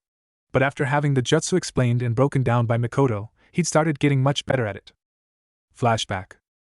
Stop now," said Mikoto, walking up to Naruto and putting a hand on his shoulder before handed him a bottle of water, the Uzumaki coughing up smoke as he gratefully took the water and drank it all at once, panting in relief at cooling off his burning mouth and throat. I can still keep going," Naruto said while letting out a few more coughs, only for the Ravenet to shake her head. "I'm sure you can, Naruto, but if you keep trying the Grand Fireball Jutsu like that you're only going to end hurting yourself," Mikoto said, making Naruto frown and clench his fists. "Well, I can't just stop. All I've gotten out is a small stream of fire, and that doesn't even last more than a few seconds. I don't know what I'm doing wrong," said Naruto, wondering why the jutsu was so hard to do. "You're trying too hard at forcing it, rather than letting it flow naturally," said Mikoto, the whiskered blonde looking up at her in confusion. "What does that mean?" Naruto asked, with Mikoto guiding him off of the dock. Fire-style ninjutsu can be incredibly difficult to use if you aren't careful, given how the majority of fire-style techniques have you expelling fire from our mouths, making them risky to use if you aren't prepared. Even members of the Uchiha clan can have trouble with using them. This is because fire is a very volatile element. It can't be controlled or forced, simply directed in the direction we want it to go. Similar to certain lightning-style techniques that travel in a straight line. Mikoto explained, with Naruto still looking at her in confusion, but nodded slowly. Anyway, for the Grand Fireball Jutsu, the key to using it successfully is to mix the fire chakra you mold with hand signs, with the air in your lungs, giving the fire some strength before releasing it outward, where it'd be able to fully form with the oxygen in the air, but still relying on the user's chakra to keep it formed. "Here, watch how I do it," said Mikoto, stepping forward onto the dock before going through hand signs, inhaling deeply as she did so. "Fire style, Grand Fireball Jutsu," Mikoto said, throwing her head forward and unleashing a large stream of fire that soon erupted into a massive fireball, much to Naruto's shock at the size. Even more so when he saw the lake actually started steaming from the intense heat, until the Uchiha matriarch ended the jutsu and turned back towards him. "So, did you see what I did?" questioned Mikoto, crossing her arms under her breasts, with Naruto nodding slowly again. "You inhaled just before you used the jutsu, filling your lungs with air, which you used to feed the fire chakra you molded, before letting it out," Naruto replied, with Mikoto smiling and nodding in response. "That's right. This is also important as the true power of fire doesn't come from how powerful the user is or how large they can make the technique, it comes from their breathing. As long as you can control your breathing and remain calm, then you won't have any problem in using them. But if you try forcing it, then it'll only lead to the user losing control of the techniques, and it'd either die out or start burning you," Mikoto said, with Naruto nodding again, starting to better understand what he needed to do. Before the Uzumaki stepped forward, with Mikoto stepping back to let him try and see if he'll have a better time performing it after her explanation. With Naruto going through hand signs and inhaled deeply just like he saw the Ravenet do. "Fire style, Grand Fireball Jutsu," said Naruto, throwing his head forward and released a stream of fire that turned into a fireball, one that wasn't anywhere near the size of Mikoto's, but still better than all his previous attempts. While the Uchiha matriarch smiled proudly at her godson, as while it may not be anything impressive, the fact he was able to form a fireball after her explanation and demonstration was impressive. "Despite what you and the rest of the village think, Naruto, you really are a prodigy," thought Mikoto, seeing that Naruto was a prodigy that could be on par with the likes of his parents, Kakashi, and Itachi, along with having the drive to keep growing stronger and improving, rather than grow complacent. It made her proud to help the whiskered blonde reach his full potential, having complete faith that he'll become a powerful ninja one day. End flashback. After his first successful attempt at creating a fireball, each of the following times Naruto performed the Grand Fireball Jutsu, the fireball grew bigger with each use, with it now close to the size where it'd fully engulf him if he was hit with it. Though it still wasn't close to the size of Mikoto's fireball, which had looked large enough to destroy a house, but Naruto was still happy at the progress he's made. The Ravenet having also told him that he'd build up a tolerance to the flames until he didn't feel them anymore. "And I'll make sure to master it and the Shunshin by the time Mikoto-sensei gets back," Naruto thought, determined to show the Uchiha matriarch he's mastered both jutsu before her return. Wanting to show her how much he's improved and that she made the right choice in wanting to help him with his training. Time skip 5 days. Naruto had remained at the Zeroth training ground for nearly a week, working on mastering the Shunshin and Grand Fireball Jutsu. Having stocked up on enough water to last him a week, while making sure to occasionally take breaks when he started getting too tired, before getting back to training once he'd regained some of his energy. With the Uzumaki being happy that he'd finally succeeded in mastering the Grand Fireball Jutsu and the Shunshin. Having practiced the Grand Fireball Jutsu repeatedly for hours, with it growing bigger and bigger each time. Until it was soon large enough to cover a good portion of the lake and cause the water to begin steaming, with it now being a little over half the size of Mikoto's own. Before he moved on to the Shunshin Jutsu, having also managed to master it as well to the point where he could use it to quickly move on top of water or stick to vertical surfaces. Even being able to perform it with nothing masking his presence, and instead beginning to look like he was teleporting. While still needing to work on fully erasing his presence when he used it. It pleased the whiskered blonde, how he's improved and knew that he'll keep getting better, especially with the Shunshin Jutsu and all the possibilities of what he could do with it. Maybe I could get it to the point like with the substitution jutsu, being able to instantly move out of the way of an attack, while making it seem like I'm teleporting, Naruto thought, while not missing the irony of him being fast enough to appear like he's teleporting, given what one of his father's signature jutsu was. making him wonder if using the shunshin like that combined with his looks will lead to anyone actually figuring out the yondaime was his father. Or if they'd choose to be in denial, refusing to believe he could ever be related to the yondaime. The reactions would definitely be funny to see, Naruto thought with a smirk, imagining the looks of any villagers that'd be able to figure out who he was. Though with how no one's managed to figure it out yet, despite how Mikoto told him that he looks nearly identical to his father, just with his mother's face and eye shape. Naruto doubted they'd ever figure it out unless he just came out and told everyone. But probably some of them would still refuse to believe it, even if I did, Naruto thought, aware how much the villagers hate, and would likely choose to ignore the truth than accept the Kyuubi Jinchuriki as the yondaime's son. Shaking his head, Naruto pushed those thoughts aside and took one last drink of water before standing up. Looking up at the sky, he saw that there's still plenty of time for him to get some training done, but wasn't sure what to do next. I could go see if the kangaroo and anteater are up for a spar, show them how much I've improved, maybe with and without the weights on to see the difference. Or I could go see if the foxes are up for another chase, thought Naruto, considering finding the foxes for a training session. Having done it several more times before, after the first time the foxes chased him, now being more prepared than he originally was. Only to learn that the foxes had also grown from the first encounter, with them using different tactics each time to try and capture him. Which had further helped with his training at having to improvise on the fly, as there was no telling what the foxes would do with each new encounter. Standing up, Naruto left to go to the fox burrow and see how the foxes will try to catch him this time. Later. They're really determined today, Naruto thought as he ran through the forest with nearly a dozen foxes of varying sizes, but all of them being around his size or much bigger, chasing after him.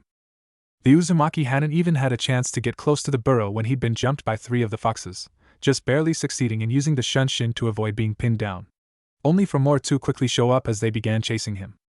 Something that didn't really surprise Naruto, as after the half a dozen times he showed up, the foxes had begun lying in wait for him, having realized that he'd always come back, leading to them always being prepared for when he did. With them having even begun lying in wait all around the field their burrow was in, waiting for whichever direction he'd come from. It had surprised the whiskered blonde the first few times it happened, not believing the foxes would be that prepared for him. But had still managed to escape them, leading to the normal chase through the forest as he worked to escape them. Now, though, it seemed the foxes had no intentions of letting him escape this time, as it wasn't just the clearing they were lying in wait, but even in the forest as well. Naruto having learned that when he tried jumping up into the trees, only for more foxes to show up, having been hiding up in the trees for him. Forcing the Uzumaki back to the ground, knowing he couldn't risk jumping through the trees in case there even more. Whoa! Thought Naruto as he quickly shunned shine when he felt a fox jumping down from a tree, and their paws just brushing against his hair. Reappearing, standing on a tree, Naruto quickly launched himself off of it in another direction, with the foxes just as quickly turning to pursue him. Really determined, thought Naruto, glancing back at the foxes, seeing the ones on the ground and the ones still up in the trees, feeling like every one of the foxes had shown up this time to catch him. Doubting that any of his usual escape paths will work this time, Naruto channeled chakra through his body to run faster to simply just try and outrun the foxes. And if that didn't work, then he knew there was a river up ahead that he could get across, with it moving too fast for the foxes to try following him. Though suddenly the Uzumaki yelped in pain when he felt something bite his ankle, looking in shock when he saw a fox kid had bit him. They brought the young ones too, Naruto thought in disbelief, not expecting the foxes to bring their young as well, which really showed they wanted to make sure this was the last chase. Acting fast, Naruto used a substitution to get rid of the kid, wincing slightly as he landed on the ground, as while the kid's teeth weren't very big, they were still sharp. Before he continued running, but knew the foxes were now getting even closer with that unexpected attack, meaning he really needed to escape. Only to once again be surprised when a vine was pulled up from the ground, causing Naruto to trip and roll to the ground. Seriously? Thought Naruto, looking only to see more fox kids biting 2 ends of a vine wrapped around 2 trees, not believing they actually set a trap for him. Though, the Uzumaki quickly used the shunshin when this now gave the rest of the foxes a chance to catch up. With one pouncing at him and would have gotten the whiskered blonde if he hadn't used the shunshin, reappearing on a tree branch before kicking off it to escape. Only to have to use a substitution jutsu again when something tried jumping on his back. Giving a quick look back to see another fox kid clinging to the log and biting where his neck would have been. If they weren't trying to rip me apart, I'd be impressed at the determination and ingenuity they have, Naruto thought before picking up speed to escape. Along with making a mental note to ask Mikoto if she could teach him another clone jutsu, so he could send in clones for the foxes to attack and reveal their positions. Luckily, it wasn't long before Naruto reached the river, jumping down and landing on top of the water, stumbling slightly from the rushing rapids before running across it, jumping up to the other side once he reached it. Turning back, Naruto saw the foxes come to stop on the edge of the river, barking and growling at him but not trying to jump in and cross. With even the kids yipping at him as they ran along the length of the river, as if looking for a spot to jump across. I should probably hold off in running from them for a while, at least until they relax a little, thought Naruto, not wanting to tempt things and really get caught by the skulk. The Uzumaki then turned to head for the exit of the training ground, only to stop when he heard something over the sound of the river, like something crumbling. Only for his eyes to widen, when he then heard something falling into the river, followed by the foxes suddenly howling. Looking back at them, Naruto's eyes widened in shock when he saw that the ground had crumbled under two of the fox kids and sent them into the river, much to the horror of the rest of the skulk. Damn it! Naruto mentally cursed before deactivating his weights, and immediately jumped down into the river, not wanting to let the two fox kids drown. Diving into the water, the Uzumaki quickly began swimming towards the kids struggling to remain above the water while fighting against the rapids. Gasping for air when the rapids kept throwing him around and tried dragging him under, not helped with the water constantly splashing in his face.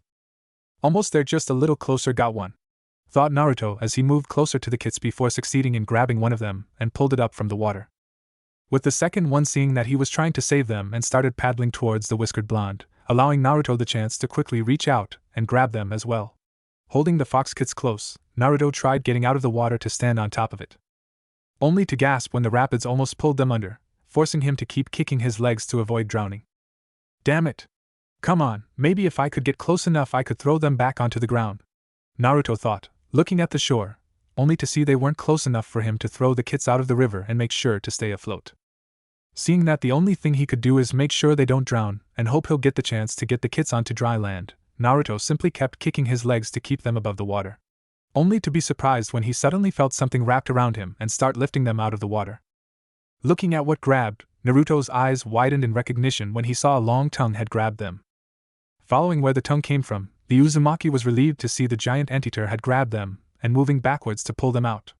With the boxing kangaroo standing near the edge of the river, Naruto passing the kids to the kangaroo once they were close enough before pulling himself back up to dry land. Thanks guys, I wasn't sure what we'd do if you hadn't shown up, Naruto said, panting as he sat down, with the kangaroo and anteater nodding. Before he looked at the two fox kids, seeing they were shivering and dripping wet, making him frown before picking them up and put them on his lap as he began petting them. I'm really sorry that happened, since either of you would have fallen in the river if you hadn't been chasing me. I swear I didn't mean for it to happen, but I'm glad you're both alright, said Naruto, with the two kids looking up at him, the Uzumaki also now getting a good look at them. With the first one having surprisingly blue fur and white fur on its underbelly and muzzle, and turquoise-colored eyes, while the second one had light pink fur and white fur on its underbelly, muzzle, and tip of its tail, with darker pink fur on its ears and paws, and reddish-orange eyes. Both kids looked up at Naruto, still surprised that he saved them before the blue one leaned into his petting, enjoying the feeling and warmth from it, with the pink one sniffing his hand hesitantly, before licking it, making Naruto smile. Does that mean you liao? Naruto said, only to yelp when the pink fox suddenly bit his hand. Only to realize there wasn't much pain coming from the bite, the whiskered blonde looking only to see the pink kit seemed to be smiling, making him guess that it must just be showing its thanks for saving them, in its own way. Though Naruto tensed when soon the rest of the foxes soon arrived, with the kangaroo and anteater watching them warily in the case foxes tried fighting, only for Naruto to stand up and walk forward, setting the two kids down on the ground, with the skulk looking at them in surprise and relief. Before the largest fox stepped forward and looked at Naruto with narrowed eyes. I'm really sorry that these two almost drowned chasing me. I never meant to cause any actual harm to any of you. I just thought that being chased by you would be good training, but I'll stop showing up if it'd end with any of you getting hurt, Naruto said, looking at all the foxes, not wanting to risk any of them actually getting hurt. With the foxes looking at the whiskered blonde, anteater, and kangaroo, before they all sat down with the biggest one actually nodding in thanks for saving the two kids. The sight surprising Naruto, before looking down to see the two kids sitting at his feet and looking up at him. Smiling at the sight before petting them again, happy to see it seems he's managed to earn the skulk's respect. Time skip 3 days. After saving the two kids from drowning in the river, along with managing to earn the rest of the skulk's respect and befriend them as well, Naruto had decided to stay at the Zeroth training ground for a few more days to spend time with the foxes now that he could be as close as he wanted without worry of being attacked. With him spending a lot of time with the two kids he saved, leading to the Uzumaki also learning that both of them were young vixens, both of whom had grown attached to him for saving their lives. Naruto having even named both of them, naming the blue one Crystal and the pink one Konkon. With Konkon having taken to biting Naruto at random moments, something he learned was just her way of showing affection. while Crystal seemed to be the more calm and collected one, but still affectionate to the whiskered blonde. Before eventually he had to leave, saying his goodbyes to the kangaroo, anteater, and his new fox friends, only to be surprised when Crystal and Con wanted to go with him. Something Naruto hadn't expected, even more so when the rest of the skulk seemed fine with it. With Naruto being happy at the chance to bring them with him, but also realizing he had no idea how to take care of them. Leading to him going to the academy once it had ended to meet Kiba and see if he'd be able to help him. "Oi Kiba!" Naruto said once he saw the Inuzuka heir, getting Kiba's and Akamaru's attention before they went over to the Uzumaki. "You know if you're not going to show up at the start of the day, you could at least water those?" questioned Kiba, thinking Naruto was now deciding to only show up once the academy got out, only to stop when he noticed Crystal and Con on his shoulders. "These are Crystal and Con. They're my new ninja animal companions that I met while training and saving them from drowning in a river. But I don't really know how to take care of them and was hoping you'd be able to help me figure it out," Naruto replied, surprising Kiba before he frowned and looked at the two vixens before shrugging. "I can't exactly help you, since I'm used to looking after dogs and wouldn't know what foxes would need. But Kasen and Hana could probably help since they have experience in taking care of all different kinds of animals," Kiba said, with Naruto nodding at this before the Inuzuka motioned Naruto to follow him and his Niken. Later. It wasn't long before Naruto and Kiba arrived at the Inuzuka compound, which Naruto saw was very different from the Uchiha compound. Having much more open space, fewer buildings, and a lot more trees and bushes around. Along with seeing what he guessed were the kennels where the Niken were kept and taken care of. While seeing several Inuzuka clan members and Niken wandering out or training. Before they arrived at a larger house with a veterinary clinic next to it, with them going inside the house. "Ka-san! Hana! I'm home!" Kiba called out, making Naruto frown slightly, thinking of all the times he's said something like that only to never get a response. "Back already, Runt? You better not be trying to slack in your training," someone said before a woman appeared from another room, accompanied by a large wolf-like dog. With the woman having an animalistic look similar to Kiba. She has long, spiky, untamed brown hair, vertical slit-like pupils, elongated canine teeth and nails. She also has the Inuzuka clan Fang markings on her cheeks as well as markings over her eyes and a dark shade of purple lipstick. She wears the standard outfit of a Konoha shinobi consisting of flak jacket and a black suit underneath with the sleeves rolled up and bandages around her legs. While the dog was large and nearly stood as tall was the woman, with black fur and a white underside, a yellow eyes with a black scara, the right eye being covered by an eye patch, and was missing his left ear. "No! I swear I'm not slacking in my training. I just came home early because Naruto needed help," Kiba said quickly and nervously, knowing his mother never tolerates it when she thinks he's not taking things seriously, especially his training. Hello ma'am, I'm Naruto Uzumaki." Naruto introduced nervously when the woman looked at him with narrowed eyes, worried at the chance that she wouldn't like him due to the QB, and the fact she's honestly looks pretty intimidating. "For starters, none of that ma'am shit, I'm not some prissy noblewoman. My name's Inuzuka, use it brat, and this is my partner, Kuramaru," said Sum, with Naruto quickly nodding in response before Tsum went up to him, only to see the foxes on his shoulders.